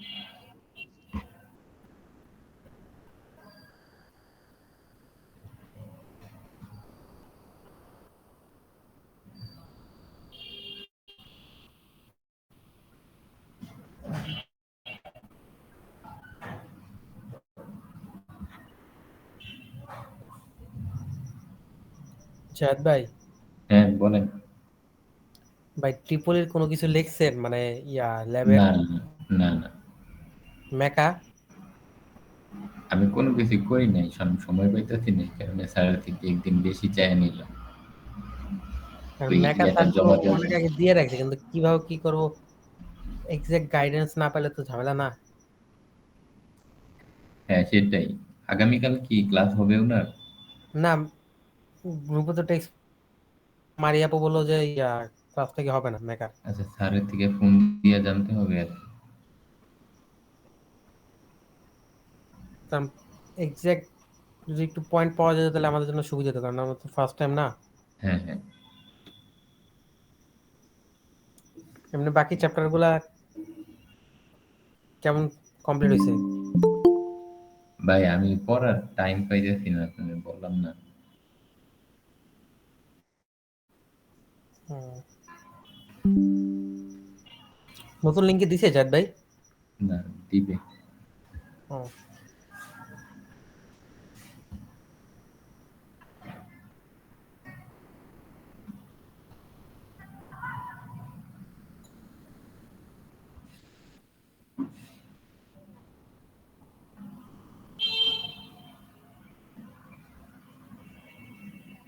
আচ্ছা, আপনারা এই মেসেজ যে বক্সে নতুন লিঙ্কটা পাচ্ছেন।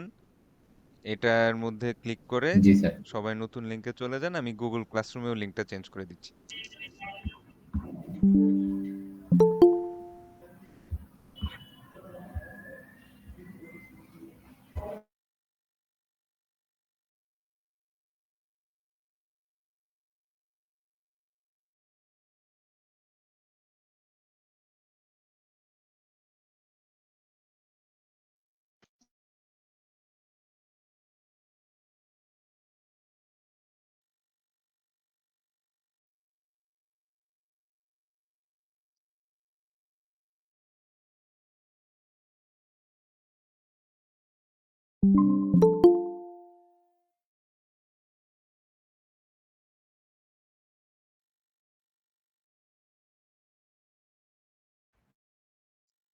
আচ্ছা, আমি এই লিঙ্কটা অফ করে দিচ্ছি।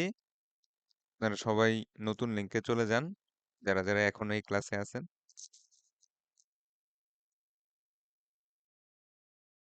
এটা বন্ধ হয়ে যাবে। নতুন লিঙ্কে চলে যান। মেসেজ বক্সেও আছে, গুগল ক্লাসরুমেও লিঙ্কটা এডিট করে দেওয়া আছে।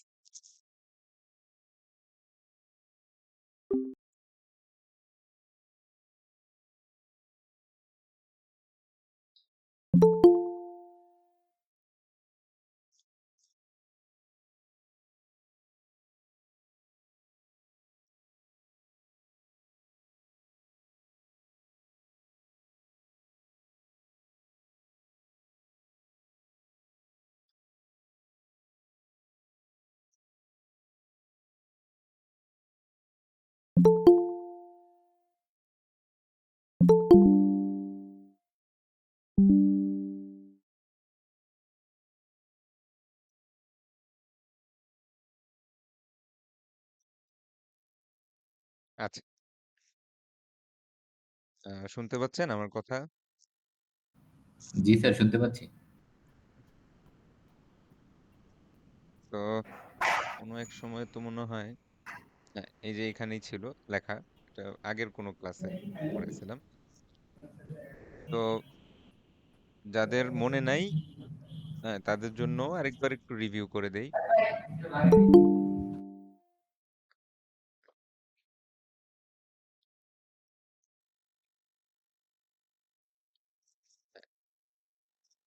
আচ্ছা, তো যেটা হয় যে আমরা যখন কোনো একটা সফটওয়্যার, প্রথম কথা হচ্ছে যে এখানে একটু আসি, যে সফটওয়্যার ডেভেলপমেন্ট প্রসেসটা কি। সফটওয়্যার ডেভেলপমেন্ট প্রসেসটা হচ্ছে অন্য সমস্ত ইন্ডাস্ট্রি যেরকম একটা প্রপার প্রসিডিউর ফলো করে তাদের প্রোডাক্টটা ডেভেলপ করে। ধরেন এই যে বললাম চিপসের কোম্পানি, হ্যাঁ, তাদের কিন্তু একটা প্রপার প্রসিডিউর আছে, কোন সময়ে কে কি কাজ করবে, হ্যাঁ, তার তার রেসপন্সিবিলিটি কি, এর রেসপন্সিবিলিটি কি, ওর এসওপি রেসপন্সিবিলিটি কি। Sir, SOP. এসওপি বলতে জানি কি বোঝায় স্যার? স্যার প্রসিডিউরটা স্যার, স্ট্যান্ডার্ড ইয়া প্রসিডিউর। মানে এসওপি এটার মিনিংটা কি বলবেন? স্যার ইয়া স্ট্যান্ডার্ড অপারেটিং প্রসিডিউর সম্ভবত স্যার। আচ্ছা, স্ট্যান্ডার্ড অপারেটিং প্রসেস। আচ্ছা, যাই হোক, হয়তো কোনো এটা একটা হয়তো টার্ম আছে, আমি আমি পরিচিত না। আচ্ছা, যাই হোক, তো যেটা বলতেছিলাম যে অন্যান্য সমস্ত ইন্ডাস্ট্রিতেই একটা প্রোডাক্ট ডেভেলপের কিন্তু একটা ওয়েল ডিফাইন্ড একটা প্রসেস আছে, ঠিক। আম, মানে সফটওয়্যারটার ক্ষেত্রে এরকম একটা ওয়েল ডিফাইন্ড প্রসেস নাই, কথা বুঝছেন? এরকম মাল্টিপল মেথড আছে যে একটা সফটওয়্যার একদম শুরু থেকে শেষ পর্যন্ত কিভাবে তৈরি করা হবে। যেমন আমরা যখন পরীক্ষা দিতে যাই বিভিন্ন কোম্পানিতে, আমাদের প্রায় সময় বলে যে আপনি কি এইচডিএলসি বুঝেন? হুম? এরকম একটা প্রশ্ন বলে সফটওয়্যার ডেভেলপমেন্ট লাইফ সাইকেল কি বুঝেন? অনেক সময় এই কথা বলে যে আপনি কি অ্যাজাইল মেথোডোলজি সম্পর্কে জানেন, এরকম বিভিন্ন কথা বলে। হ্যাঁ, তারপরে জিজ্ঞেস করে আপনি কি ডেভঅপস বুঝেন, এই কথাগুলা জিজ্ঞেস করে। আসলে এই কথাগুলা কেন জিজ্ঞেস করে, কারণটা হচ্ছে ওনারা যেই কোম্পানিতে মানে যেই কোম্পানিতে আমরা পরীক্ষা দিতে যাচ্ছি তাদের অর্গানাইজেশনের ভিতরে হয়তো অ্যাজাইল মেথোডোলজির মাধ্যমে সফটওয়্যারটা ডেভেলপ হয়, ঠিক আছে? এবং এসডিএলসি মানে এই কথাগুলো তারা কেন এনশিওর করে, অনেকটা এরকম যে যেহেতু আমি এই ইন্ডাস্ট্রিতে কাজ করার সিদ্ধান্ত নিছি, তাহলে এই ইন্ডাস্ট্রির প্রতিদিনের কাজ কি কি কিভাবে হয় এই বিষয়টা সম্পর্কে তার একটা বেসিক আইডিয়া আছে কিনা। হ্যাঁ, এই বিষয়টা এই জন্যই তারা জিজ্ঞেস করে। অন্যান্য টেকনিক্যাল কোশ্চেনের সাথে মাঝে মধ্যে কিন্তু এই প্রশ্নগুলাও জিজ্ঞেস করে। তো অনেকটা মোরলেস রাফলি ব্যাপারটা এরকম যে একটা আইটি কোম্পানিতে যখন একজন ইউজার আসে, হুম, ধরেন একজন ইউজার আর এ হচ্ছে ধরেন একটা আইটি কোম্পানি, হ্যাঁ, বা সফটওয়্যার ডেভেলপমেন্ট কোম্পানি। তো একজন ইউজার সফটওয়্যার ডেভেলপমেন্ট কোম্পানির কাছে যায় এবং সে বলে যে আমার একটা সফটওয়্যার লাগবে। সফটওয়্যার ডেভেলপমেন্ট কোম্পানি তখন একজন বিজনেস অ্যানালিস্ট তার কাছে পাঠায়।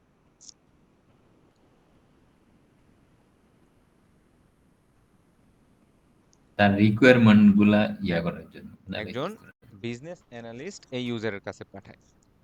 এই বিজনেস অ্যানালিস্ট হচ্ছে এমন একজন পার্সন যিনি বিজনেসেও expert, at the same time software সম্পর্কেও মোটামুটি ভালো নলেজ রাখেন। তো ওনার সাথে একটা মিটিং হয়।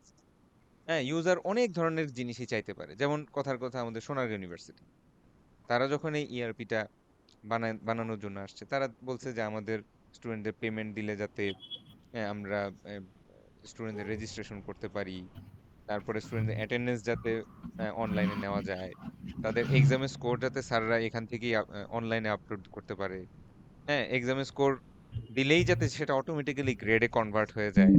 হ্যাঁ, এরকম এরকম তারা অনেক রিকোয়ারমেন্ট দিল। তো এই বিজনেস অ্যানালিস্ট এসে যেই পেপারটা তৈরি করে সেই পেপারটার নাম হচ্ছে বা একটা ডকুমেন্ট, কয়েকজন মনে আসছে। তো বিজনেস অ্যানালিস্ট তখন ঘুরে আসে।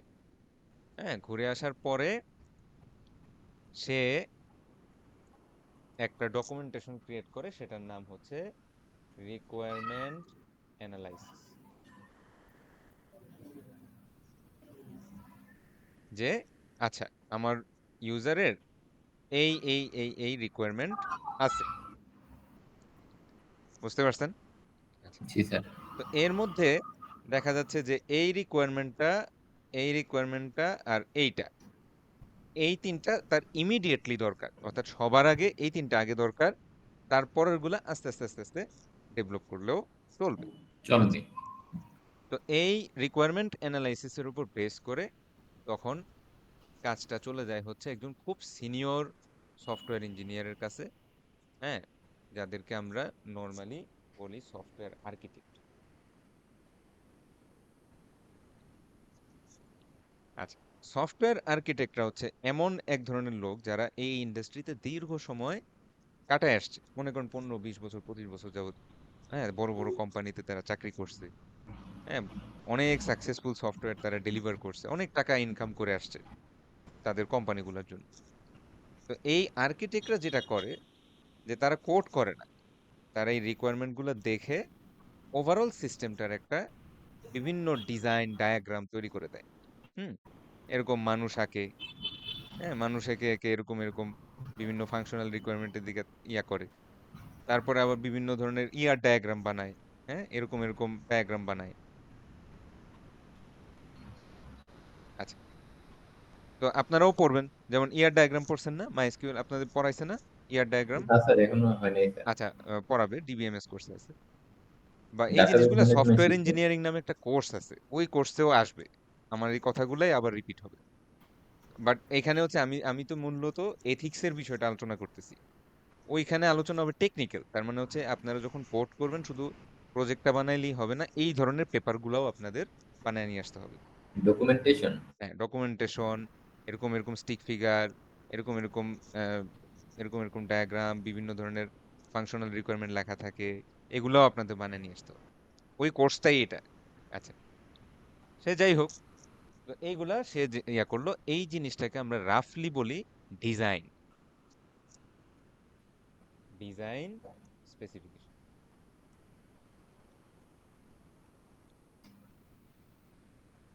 বুঝতে পারছেন? জি স্যার। Design specification. তাহলে দেখেন, ইউজারের থেকে আসলো রিকোয়ারমেন্ট, সেটা সফটওয়্যার আর্কিটেক্ট বানায় ফেললো ডিজাইন। আচ্ছা, এখন হয় কি, বিভিন্ন প্রজেক্ট ম্যানেজমেন্ট ম্যানেজারের হাতে ছোট ছোট টিম থাকে। তাহলে এই জায়গায় চলে আসলো হচ্ছে প্রজেক্ট ম্যানেজাররা। প্রজেক্ট ম্যানেজাররা তখন কি করে, এই টোটাল যে ডিজাইন সিস্টেমটা আছে এইটা প্রত্যেকটা ডেভেলপমেন্ট চলতে থাকে, এমন না যে ও পুরা সিস্টেম একবারে ডিজাইন করে ফেলে।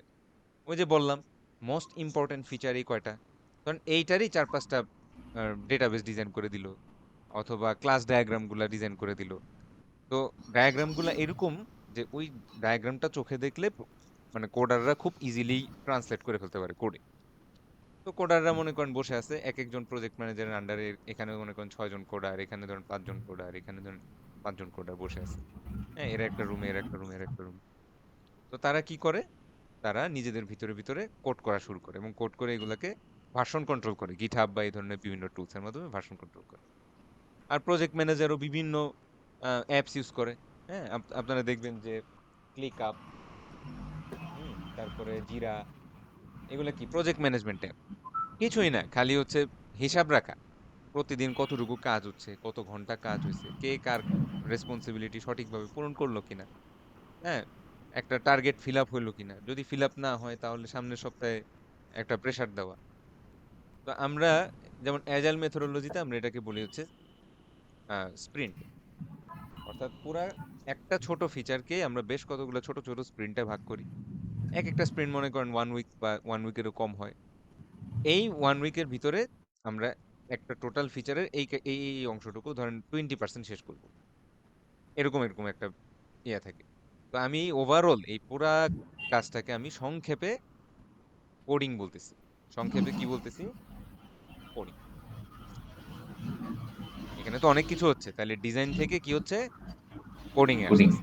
আচ্ছা, তো এখন ধরেন এই ফিচারটা ডেভেলপ হয়ে গেছে, কথার কথা এই ফিচারটুকুর কাজ শেষ, কোড করা শেষ। এই ফিচারটা তারপরে চলে যাবে হচ্ছে এসকিউএ বা সফটওয়্যার কোয়ালিটি অ্যাসুরেন্স টিমের কাছে। সফটওয়্যার কোয়ালিটি অ্যাসুরেন্স টিমের কাছে, কোয়ালিটি অ্যাসুরেন্স। বা এটাকে আমরা অনেক সময় টেস্টারও বলি। হ্যাঁ, টেস্টিং টিমও বলি।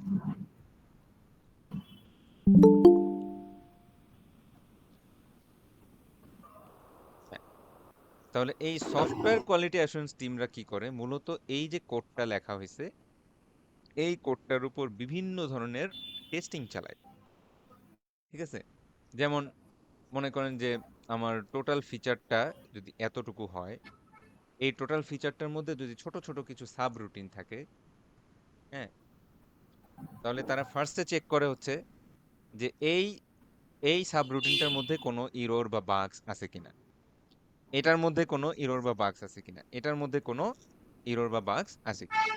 যদি থাকে সেটা আবার কোডিং এর কাছে ফেরত যায়, লাই সমস্যা হচ্ছে। হ্যাঁ, আমার সার্টেন ইনপুটের জন্য আউটপুট যেটা আসার কথা ছিল সেটা আসতেছে না, ভুল আসতেছে। বুঝতে পারছেন? জি ফেরত স্যার। পাঠাতে, ফেরত পাঠাতে, ফেরত পাঠাতে। সো ওর কাছে ফেরত পাঠায়, আবার কোডিং ওর কাছে আবার ঠিক করে ফেরত পাঠায়। তো এইভাবে যখন টোটাল প্রসেসটা কমপ্লিট হয়, টেস্টিং টেস্টিং যখন সব কমপ্লিট হয়, তখন ফাইনালি আপনি ইউজারকে বলবেন যে স্যার আপনার এই এই ফিচারটা ডেভেলপ হয়েছে, now you can use it. তো এটাকে আমি সংক্ষেপ ভাষায় বললাম যে ডেলিভার। ডেলিভার। তাহলে দেখেন তো, হ্যাঁ, রিকোয়ারমেন্ট, রিকোয়ারমেন্ট থেকে ডিজাইন, হ্যাঁ, ডিজাইন থেকে হচ্ছে মনে করেন কোড, কোডের থেকে কোয়ালিটি অ্যাসুরেন্স পার হয়ে দেন ফাইনালি একটা সিঙ্গেল ফিচার, ধরেন কথার কথা অ্যাটেন্ডেন্স সিস্টেম বানানো হয়েছে, ওকে, এক অ্যাটলিস্ট একটা অংশ তো হইল। বুঝতে পারছেন? জি স্যার। এইভাবে আস্তে আস্তে আস্তে আস্তে একটা অর্গানাইজড সিস্টেমে সফটওয়্যারটা আস্তে আস্তে ডেভেলপ হতে থাকে। তো এইটাই যদি হয়, এটাকে আমরা বলতেছি সফটওয়্যার ডেভেলপমেন্ট প্রসেস। তো প্রশ্নটা হচ্ছে যে এই ডেভেলপমেন্ট প্রসেসটা কেন অনুসরণ করতে হয়? আসলে হয়েছে কি স্যার, সফটওয়্যার ডেভেলপমেন্ট কিন্তু সেই 1950-60 সাল থেকেই চলতেছে।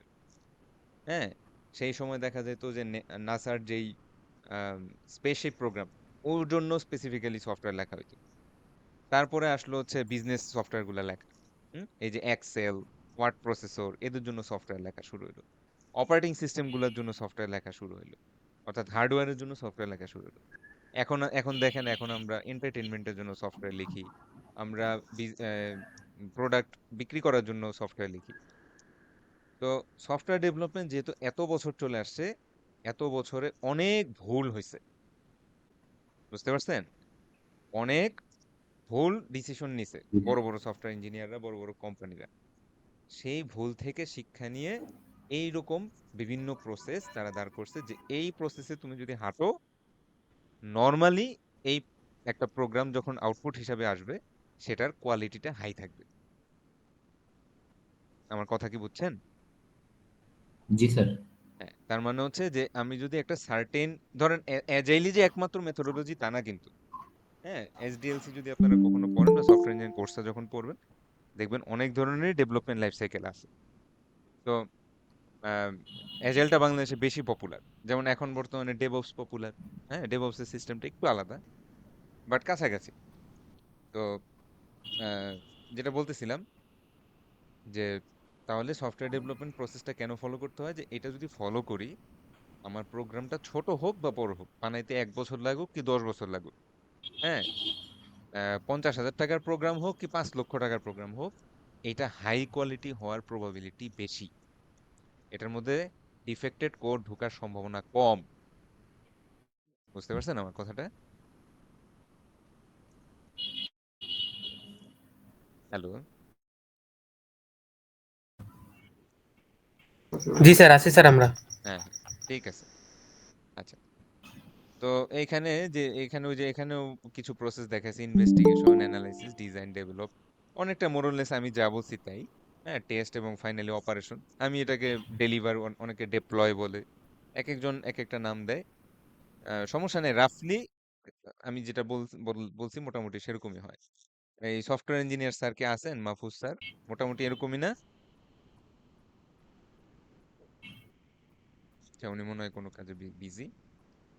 আচ্ছা, তো আহ, এবার আসি হচ্ছে কোয়ালিটি অ্যাসুরেন্সের ক্ষেত্রে কিছু টেস্টিং স্টাইল। যেমন একটু আগেই বলছিলাম যে একটা টোটাল সিস্টেম, এর মধ্যে এক একটা সাব রুটিনকে আমরা ইউনিট বলি। এক একটা, এই যে একটা ছোট পার্ট, হ্যাঁ, মনে করেন যে একটা টোটাল কোডে জাস্ট একটা function say certain amount of কাজ করে। ধরেন ফাংশনটার মধ্যে 15 লাইন কোড আছে, তাহলে এই 15 লাইন ঠিক মতো কাজ করতেছে কিনা এটা আগে চেক করি। তারপরে আরেকটা ফাংশন বা একটা করে ক্লাস যদি আমরা হিসাব করি, যে আচ্ছা ঠিক আছে, একটা ক্লাস তার মধ্যে 5টা মেথড আছে, তাহলে 5টা মেথড আলাদা আলাদা করে চেক করি। এই জিনিসগুলোকে আমরা বলেছি ইউনিট টেস্টিং। কি বলি sir? Unit testing. Unit testing মানে একটা একটা করে সাবরুটিন বা একটা একটা করে ফাংশন আলাদা আলাদা চেক করা। আচ্ছা, তাহলে এরকম বেশ কতগুলা ইউনিট নিয়ে আমার একটা সাব সিস্টেম তৈরি হয়। সাব সিস্টেম, যেমন মনে করেন যে আমার হাতের আঙ্গুল, এটা একটা ইউনিট হতে পারে, আমার হাতের তালু একটা ইউনিট হতে পারে, তারপরে আমার যে আর্মটা আছে এটা একটা ইউনিট হতে পারে। কিন্তু এই পুরাটা মিলে কি হয়, আমার একটা হ্যান্ড তৈরি হয়, তাই না? জি স্যার। জি তাহলে স্যার। আমরা হ্যান্ডকে কি বলতে পারি, যে আমার টোটাল বডির একটা সাব সিস্টেম। সাব। জি স্যার। তাহলে এটার একটা টেস্টিং আছে, সেটার নাম হচ্ছে ইন্টিগ্রেশন টেস্টিং। মানে হচ্ছে একাধিক ইউনিট যখন একত্র করবেন এবং টোটাল সিস্টেমটার একটা সাব সিস্টেম রেডি হবে, সেই সাব সিস্টেমটা ঠিক মতো কাজ করতেছে কিনা সেটা টেস্টিং হচ্ছে কি ইন্টিগ্রেশন টেস্টিং।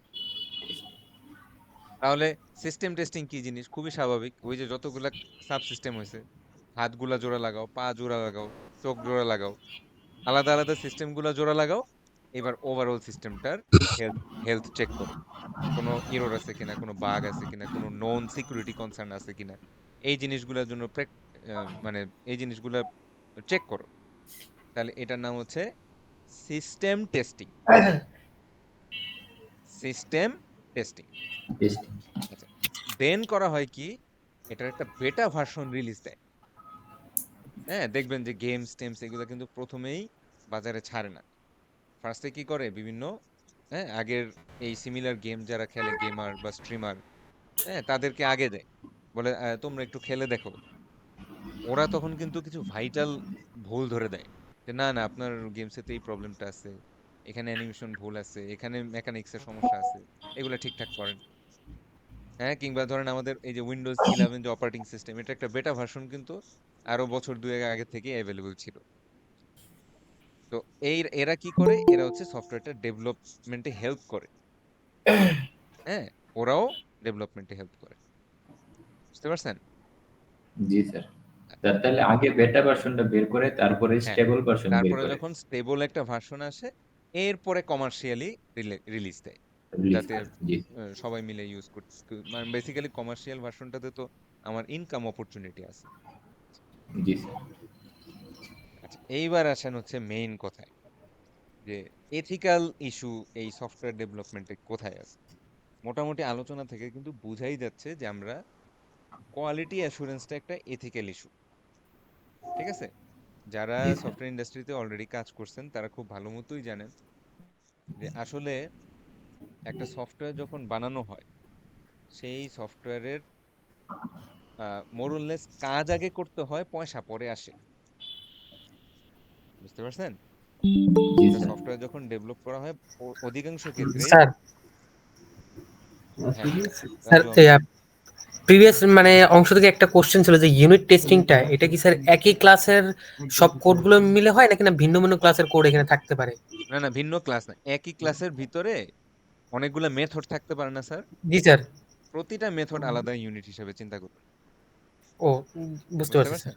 জি যেমন স্যার। কথার কথা, কোনো মেথড যদি ডিভিশন ক্যালকুলেট করে, আপনি দেখবেন ডিভিশনটা ঠিক মতো কাজ করে কিনা, ডিভাইডেড বাই জিরোতে কোনো ইরর আসে কিনা, এই প্রত্যেকটা জিনিস হ্যান্ডেল করা আছে কিনা, এগুলো চেক করবেন। জি যদি স্যার চেকে সে বুঝতে পাস পারছি এবার। করে, তখন তাকে বলবেন ঠিক আছে, এই ইউনিটের টুকু অ্যাটলিস্ট পাস। ঠিক আছে, এইভাবে তারপরে আস্তে আস্তে পুরো ক্লাসটাও পাস করবে, আস্তে আস্তে ওভারঅল প্রজেক্টটাও পাস করবে।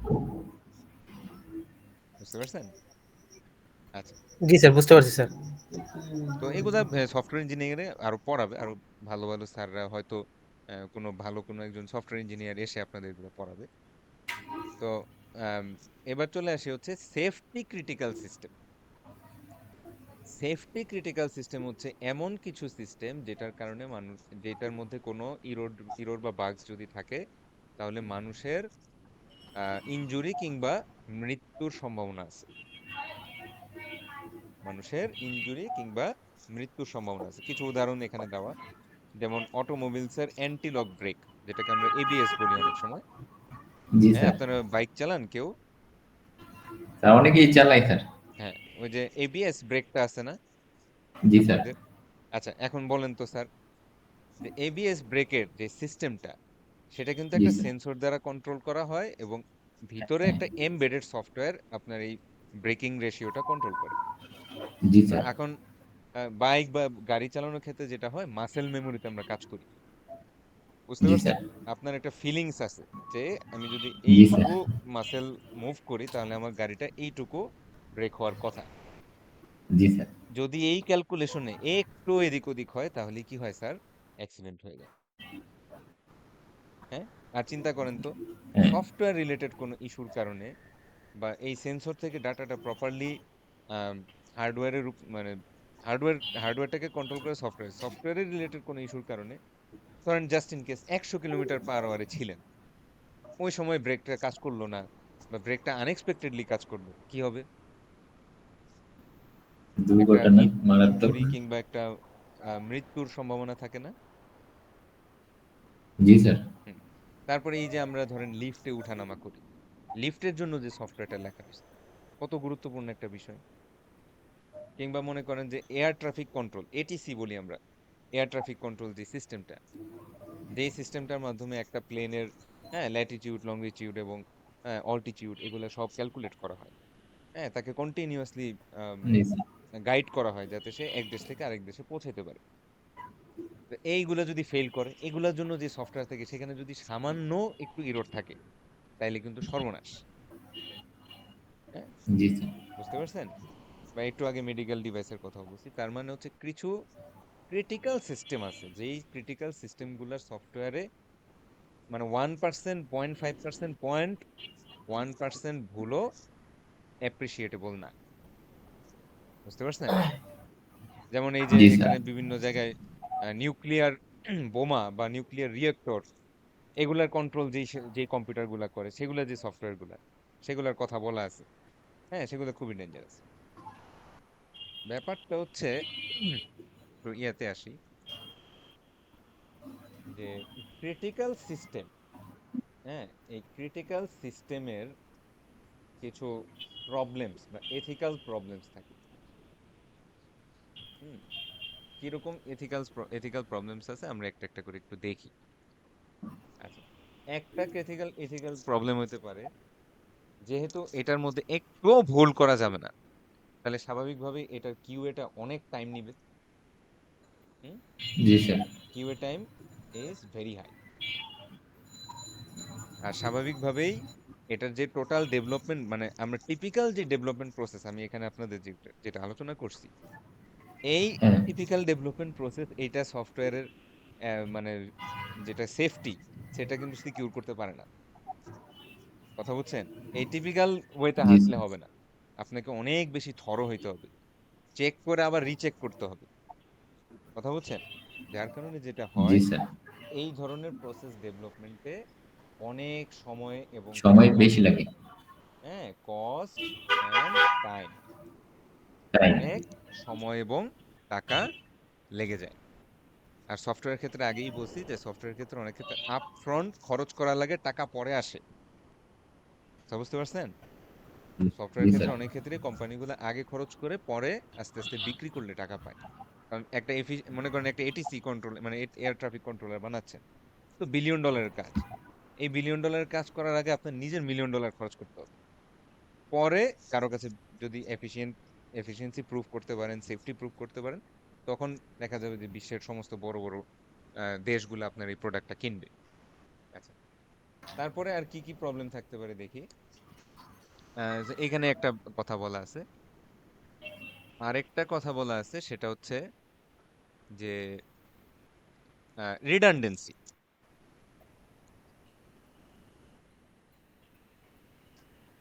রিডান্ডেন্সি রিডান্ডেন্সি এই ওয়ার্ডটার নাম কেউ বলতে পারবেন? ওয়ার্ডটার বাংলা অর্থ কি, সহজ বাংলা অর্থ? স্যার এটা ইউজফুল না আর কি স্যার। মানে হচ্ছে এটা স্যার ওই যে কোনো কিছু বারবার রিপিট হওয়া আর কি। মানে হচ্ছে সোজা বাংলায় হচ্ছে যে অতিরিক্ত। অতিরিক্ত, তার মানে হচ্ছে এটা দরকার নাই, তারপরেও আছে। সাধারণত সেফটি ক্রিটিক্যাল ইস্যুর একটা ফেল সেফ থাকে। অনেকটা বলতে পারেন যে এরোপ্লেন থেকে ধরেন আপনি জাম্প মারছেন একটা প্যারাশুট নিয়ে। আচ্ছা, যেই প্যারাশুটটা নিয়ে জাম্প মারছেন সেটা যদি কাজ না করে কোনো কারণে, এই জন্য করছেন কি, কোমরের সাথে আরেকটা এক্সট্রা প্যারাশুট বেঁধে রাখছেন, জাস্ট ইন কেস যদি বুঝতে পারছি। কাঁধেরটা কাজ না করে তা কোমরেরটা খুলে লাগাবো। তো এই জন্য দেখা যায় কি, এই ধরনের সেফটি ক্রিটিক্যাল ইস্যুর সফটওয়্যারটা সাধারণতই আরো এক্সট্রা হার্ডওয়্যার প্রোটেকশন রাখে।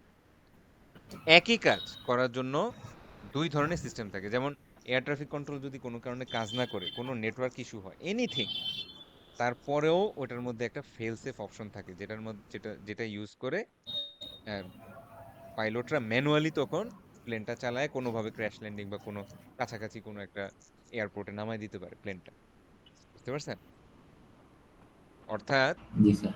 রিডান্ডেন্ট অ্যাপ্লিকেশন মানে একটা ইউজার এই ধরনের সেফটি ক্রিটিক্যাল সফটওয়্যারের একটা রিডান্ডেন্ট, অতিরিক্ত, এক্সট্রা একটা সিস্টেম ডেভেলপ করা লাগে।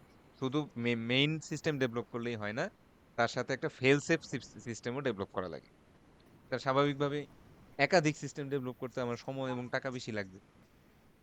জি স্যার।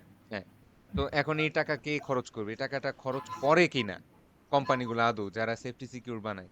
হ্যাঁ, মনে করেন যে যারা এক্স-রে মেশিন বানাচ্ছে, তারা কি এতটুকু খরচ করতেছে কিনা যে জাস্ট ইন কেস আমি ইচ্ছা মতো একদম এক্স-রের ইয়ে দিয়ে দিলাম, পাওয়ার বাড়ায় দিলাম।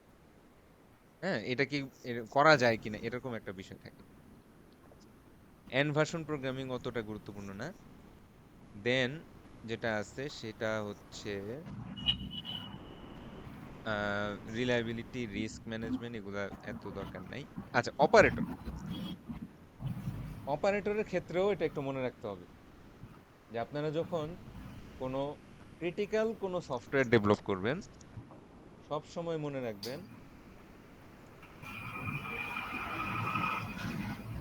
যে এই সফটওয়্যারটার শুধু যে আহ, শুধু যে আপনার ভিতরের কোডটার ডিফেক্টের জন্য প্রবলেম হতে পারে তা না, বরং এই সফটওয়্যারটা যেই হিউম্যান অপারেটর ইউজ করবে, হ্যাঁ, তারও ভুলের কারণে কিন্তু সমস্যা হতে পারে। তারও ভুলের জন্য কি হতে পারে? সমস্যা হতে পারে। সো এই ধরনের সফটওয়্যার লেখার সময় এক্সট্রা কেয়ারফুল থাকতে হবে, যাতে একজন অপারেটর চাইলেও মানুষের কোনো ক্ষতি না করতে পারে, নিজের কিংবা অন্যের কোনো ক্ষতি না করতে পারে। এইভাবেই জিনিসটা ডিজাইন করতে হবে। কথা বুঝতে পারছেন? জি স্যার। তার মানে ধরেন একটা রেডিয়েশন ল্যাব আছে, সেখানে এমন রেডিয়েশন যাতে কেউ টার্ন আপ করতে না পারে, যার কারণে মনে করেন কেউ যদি সামনে থাকে তার ক্যান্সার হয়ে গেল, এরকম পরিমাণ রেডিয়েশন যাতে সে ইয়া না করতে পারে। তাহলে আমরা দেখলাম বেশ কিছু সমস্যা। প্রথম কথা হচ্ছে কোয়ালিটি অ্যাসুরেন্সে অনেক সময় যায়। সেকেন্ড কথা হচ্ছে ডেভেলপ করতে অনেক টাকা লাগে এবং সময় লাগে। 3 নাম্বার হচ্ছে ব্যাকআপ সিস্টেম ডেভেলপ করা লাগে। 4 নাম্বার হচ্ছে হিউম্যান অপারেটরের জন্য একটা ফুল প্রুফ সিস্টেম ডেভেলপ করা লাগে ক্রিটিক্যাল সিস্টেমের জন্য। তো এই কাজগুলা কি একটা সফটওয়্যার কোম্পানি করবে কিনা, সেটা একটা এথিক্যাল ইস্যু হয়ে দাঁড়ায়। তার প্রবলেমগুলা কি? তার প্রবলেমগুলো হচ্ছে নাম্বার 1, যেটা আমাদেরও 1 নাম্বার প্রবলেম, সেটা হচ্ছে মানে মানে টাকা নাই। নাম্বার 2 হচ্ছে সময় নাই। তাকে কোনো সময়ও দেওয়া হয় না, টাইম নাই। নাম্বার 3 হচ্ছে মার্কেট প্রেসার। কম্পিটিটররা অলরেডি ডেভেলপমেন্টের কাছাকাছি চলে আসছে, যদি ওরা ওরা বিক্রি করে ফেলে তাহলে তো আর আপনারটা সেল হবে না। হ্যাঁ, কন্টিনিউয়াস এই যে নতুন ফিচার, নিউ ফিচারের জন্য একটা কম্পিটিশন, কন্টিনিউয়াস কম্পিটিশন। কথা বুঝছেন? সো সফটওয়্যার জি স্যার। কোম্পানিগুলোর এটা একটা বড় প্রবলেম হয়ে দাঁড়ায় যে তারা যেহেতু অনেকখানি ইনভেস্ট করছে, তাদের স্বাভাবিকভাবে মার্কেটে সর্বপ্রথম আসার একটা টার্গেট থাকে। কিন্তু আবার সেম কথা ওই যে বললাম যে এটা এমন ক্রিটিক্যাল সিস্টেম, সামান্য একটু মিস্টেক হইলেও মানুষ মরে যাওয়ার সম্ভাবনা আছে। সেক্ষেত্রে ওই যে লায়াবিলিটি ইস্যুটাও আসে। সো এটা একটা এথিক্যাল ইস্যু। হ্যাঁ, specially safety critical system develop করার সময় সফটওয়্যার কোম্পানিগুলা এই এথিক্যাল ইস্যুর মধ্যে পড়ে যে আমি কি কোয়ালিটি অ্যাসুরেন্সের উপর বেশি মন দিব, বেশি টাকা খরচ করব, বেশি রিসোর্স ইউজ করব, নাকি আপাতত কোনো একটা ভার্সন বানাই, সমস্যা হইলে তো আমি ইয়া পাবোই, অভিযোগ পাবোই, সেকেন্ড ভার্সনে ঠিক করে দিব। কথাটা বুঝছেন? জি স্যার, এইটাই করে সবাই। এটা কিন্তু আমরা বিজনেস সফটওয়্যার কিন্তু গুলোতে স্যার প্রায়ই দেখি যে একটা ফার্স্ট ভার্সন যেটা আসে, এটার মধ্যে প্রচুর ল্যাগ থাকে, ইরোর থাকে, অনেক বাগস টাগস থাকে। 4-5টা ভার্সন যাওয়ার পরে দেখা যায় অ্যাপসটা মোটামুটি ঠিক হয়ে গেল।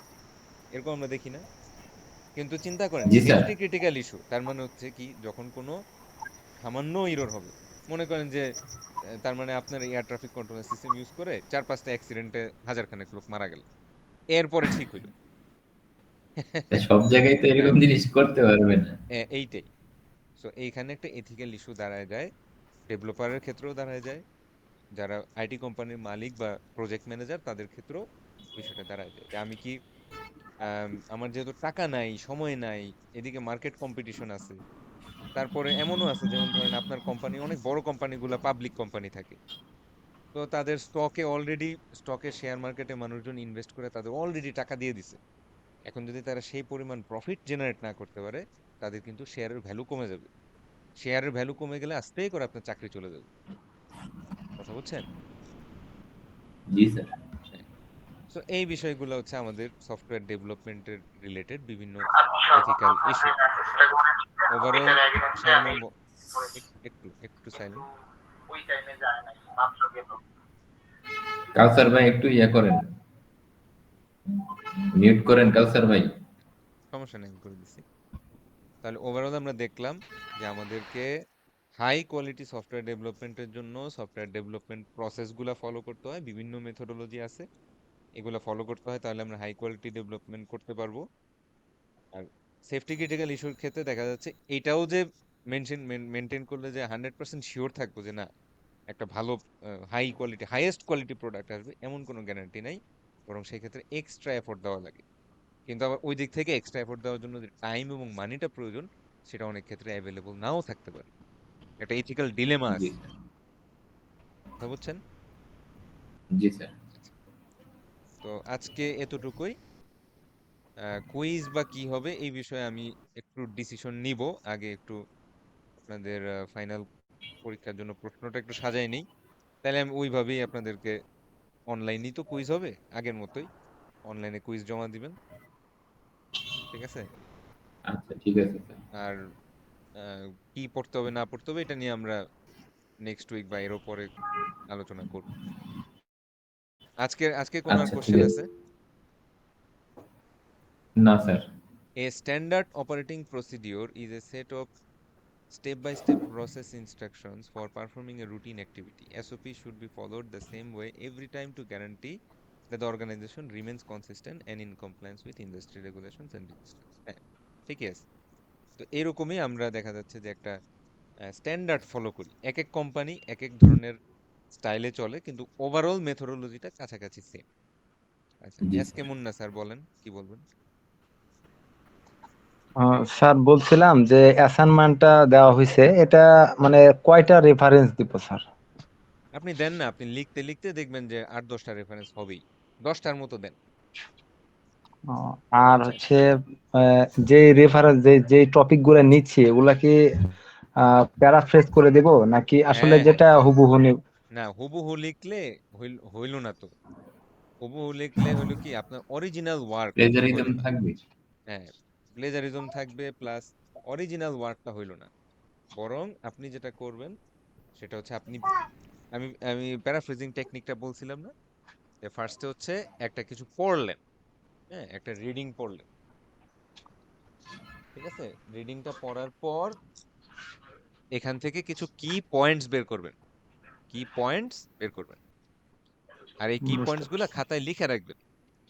এই কি পয়েন্টস গুলা কি করবেন, খাতায় খাতায় লিখে আলাদা করে রাখবেন। রেখে রাখবেন। এরপরে করবেন কি, এই যে রিডিং পার্টটুকু আছে না, এটা অফ করে দিবেন। এই যে কি পয়েন্টস গুলা লেখা আছে এইটা দিয়ে আপনি নিজের একটা প্যারাগ্রাফ লিখবেন। ওকে? হ্যাঁ স্যার। জি হ্যাঁ, স্যার। নিজে প্যারাগ্রাফটা লিখে তারপরে ওই রিডিং পার্টটা আবার বের করবেন, ওই রিডিং পার্টটা আবার বের করবেন। দেখবেন যে এই দুইটা সিমিলার কিনা। যদি সিমিলার থাকে তাহলে নিজের যে প্যারাগ্রাফটা আছে এইটা একটা প্যারাফ্রেজিং টুল দিয়ে আপনি একটু চেঞ্জ করে নেন। একদম লাস্টে আপনি ব্র্যাকেট চিহ্ন দিয়ে কিংবা ওই ন্যারেটিভ স্টাইলে যেভাবেই করেন না কেন সেভাবে ইনটেক্সট সাইটেশন করে দেন। ধরেন আহ, ধরেন আরিফ, হ্যাঁ তাহলে আরিফ 2024। কারণ আলটিমেটলি এটা তো আমার নিজের নলেজ না, এটা তো আমি আরিফেরটা দেখেই শিখছি, কিন্তু আরিফেরটা হুবহু কপি করলাম না, ওর থেকে শিখলাম, কি পয়েন্টগুলো আলাদা করলাম, তারপরে আমার নিজের মতো লিখলাম, কিন্তু তারপরেও তাকে কি করলাম, সাইটেশন করলাম যে আরিফ ভাই আমি আপনার থেকেই তো শিখছি। সাইটেশন করলাম। আর এই আরিফের টোটাল যে পেপারটা আছে, কারণ আরিফ তো আর একা লেখে নেই, আরো হয়তো 10-12 জন সাথে লিখছে, হ্যাঁ অর্থাৎ হয়তো আরিফের সাথে হয়তো ইটিএল ছিল। তো সেই ক্ষেত্রে আরিফের টোটাল জিনিসটা রেফারেন্সের মধ্যে, হ্যাঁ এইখানে আপনি লিখে দিলেন যে ধরেন আরিফ কমা এ এরকম। বুঝতে পারছেন? তার ফুল রেফারেন্সটা রেফারেন্স জি সেকশনে স্যার। হ্যাঁ স্যার। আর লেখার ভিতরে ইনটেক্স সাইটেশনটা দিন।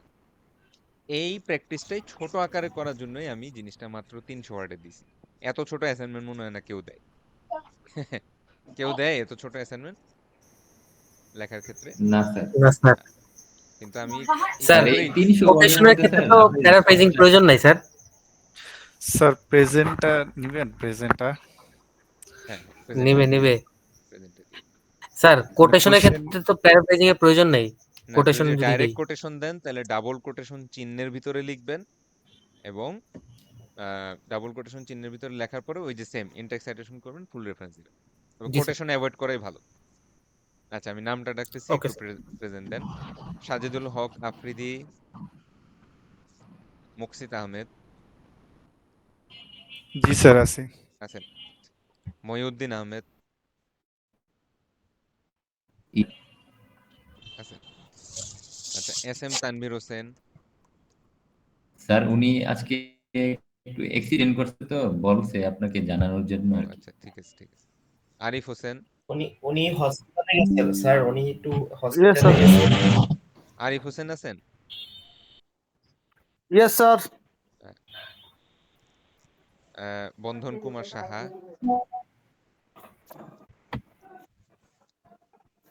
তারপর Bashir Hossain Bappi,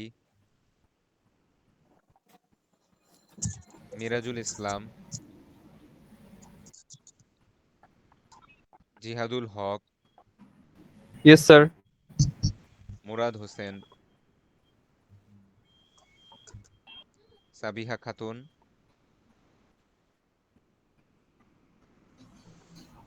MD Motiur Rahman,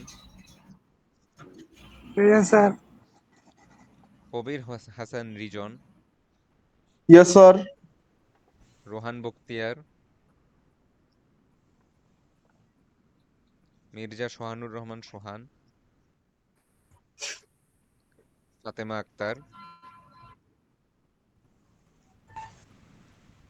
Ashraful Alam, yes sir. Hossain Rahman, Karimul Islam Nayan, Sharmin Afroz, Yes, sir. Sarwar Hossain, yes sir. Sir ফাতেমাকে দিতে গিয়ে ফোন কেটে গেছে। আচ্ছা, ফাতেমা আক্তার, আব্দুল্লাহ মাহফুজ ইফতি, জোবায়ের আহমেদ,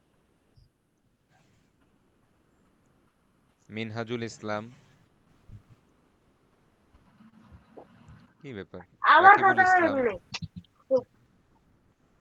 প্রেজেন্ট স্যার। আচ্ছা আচ্ছা। স্যার সুমাইয়া ফাতেমাকে খাতুন, দিয়েছেন। ফাতেমা আক্তার দিছি। Sumaiya Khatun, thank you sir, আসসালামু আলাইকুম। ওয়ালাইকুম আসসালাম। সুমাইয়া খাতুন, রিয়াদুজ্জামান রিয়াদ,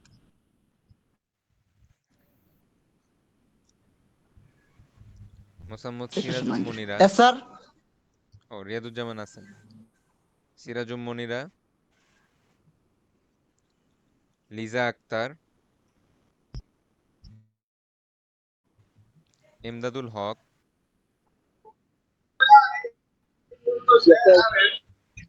আছেন এমদাদুল হক,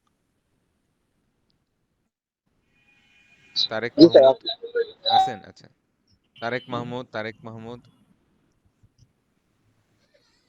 Yasfin Arshi, yes sir. Afrin Sultana,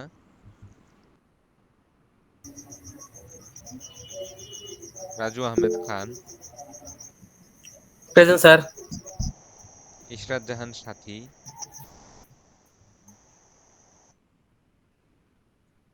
Mahfuzur Rahman, present sir. Mamunur Rashid, Kaisar Alam, yes sir, Kaisar Alam. Yasin Arafat, yes sir. MD Yamin,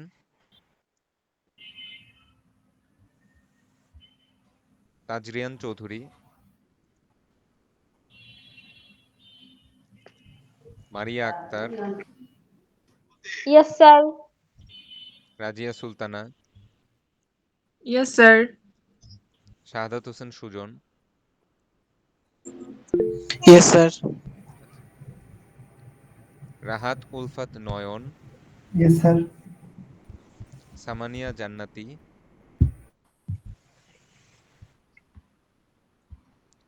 শাউক আল Sushmoy, Present, sir.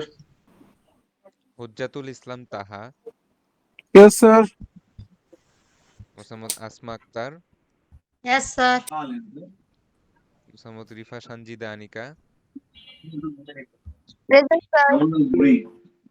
Tanvir Ahmed, Yes, sir. Sir Zubair Ahmed present দিতাম স্যার। স্যার রাকিবুল ইসলাম, সিরাজুম মনিরা, আচ্ছা, আর হচ্ছে জুবায়ের আহমেদ, রাকিবুল আছে, সিরাজুম, আচ্ছা, সিরাজুম মনিরা আছে, আর হচ্ছে জুবায়ের, জুবায়ের, জুবায়ের আহমেদ। আর কেউ আছেন? আর কেউ নাই স্যার? আচ্ছা, তো আজকের ক্লাসে কোনো কোশ্চেন বা কনফিউশন? না না স্যার। ঠিক আছে, তাহলে আপনারা অ্যাসাইনমেন্টটা জমা দিয়ে দেন। হ্যাঁ, বেশি দিন আর সময় নাই, আর দেরি স্যার হলেও আমি সমস্যা নাই, রবিবারে জমা দিব। দেন। আমি লেট সাবমিশনের জন্য তো কাটি না, ওই যখন দেখতে বসবো তখন অ্যাসাইনমেন্টটা অফ করে দিয়ে তখন দেখতে বসি, যাতে নতুন অ্যাসাইনমেন্ট না আসে। বুঝতে পারছেন? ঠিক আছে জি স্যার, ঠিক ওকে, আছে স্যার। আসসালামু আলাইকুম স্যার। ওয়ালাইকুম আসসালাম। আসসালামু আলাইকুম স্যার।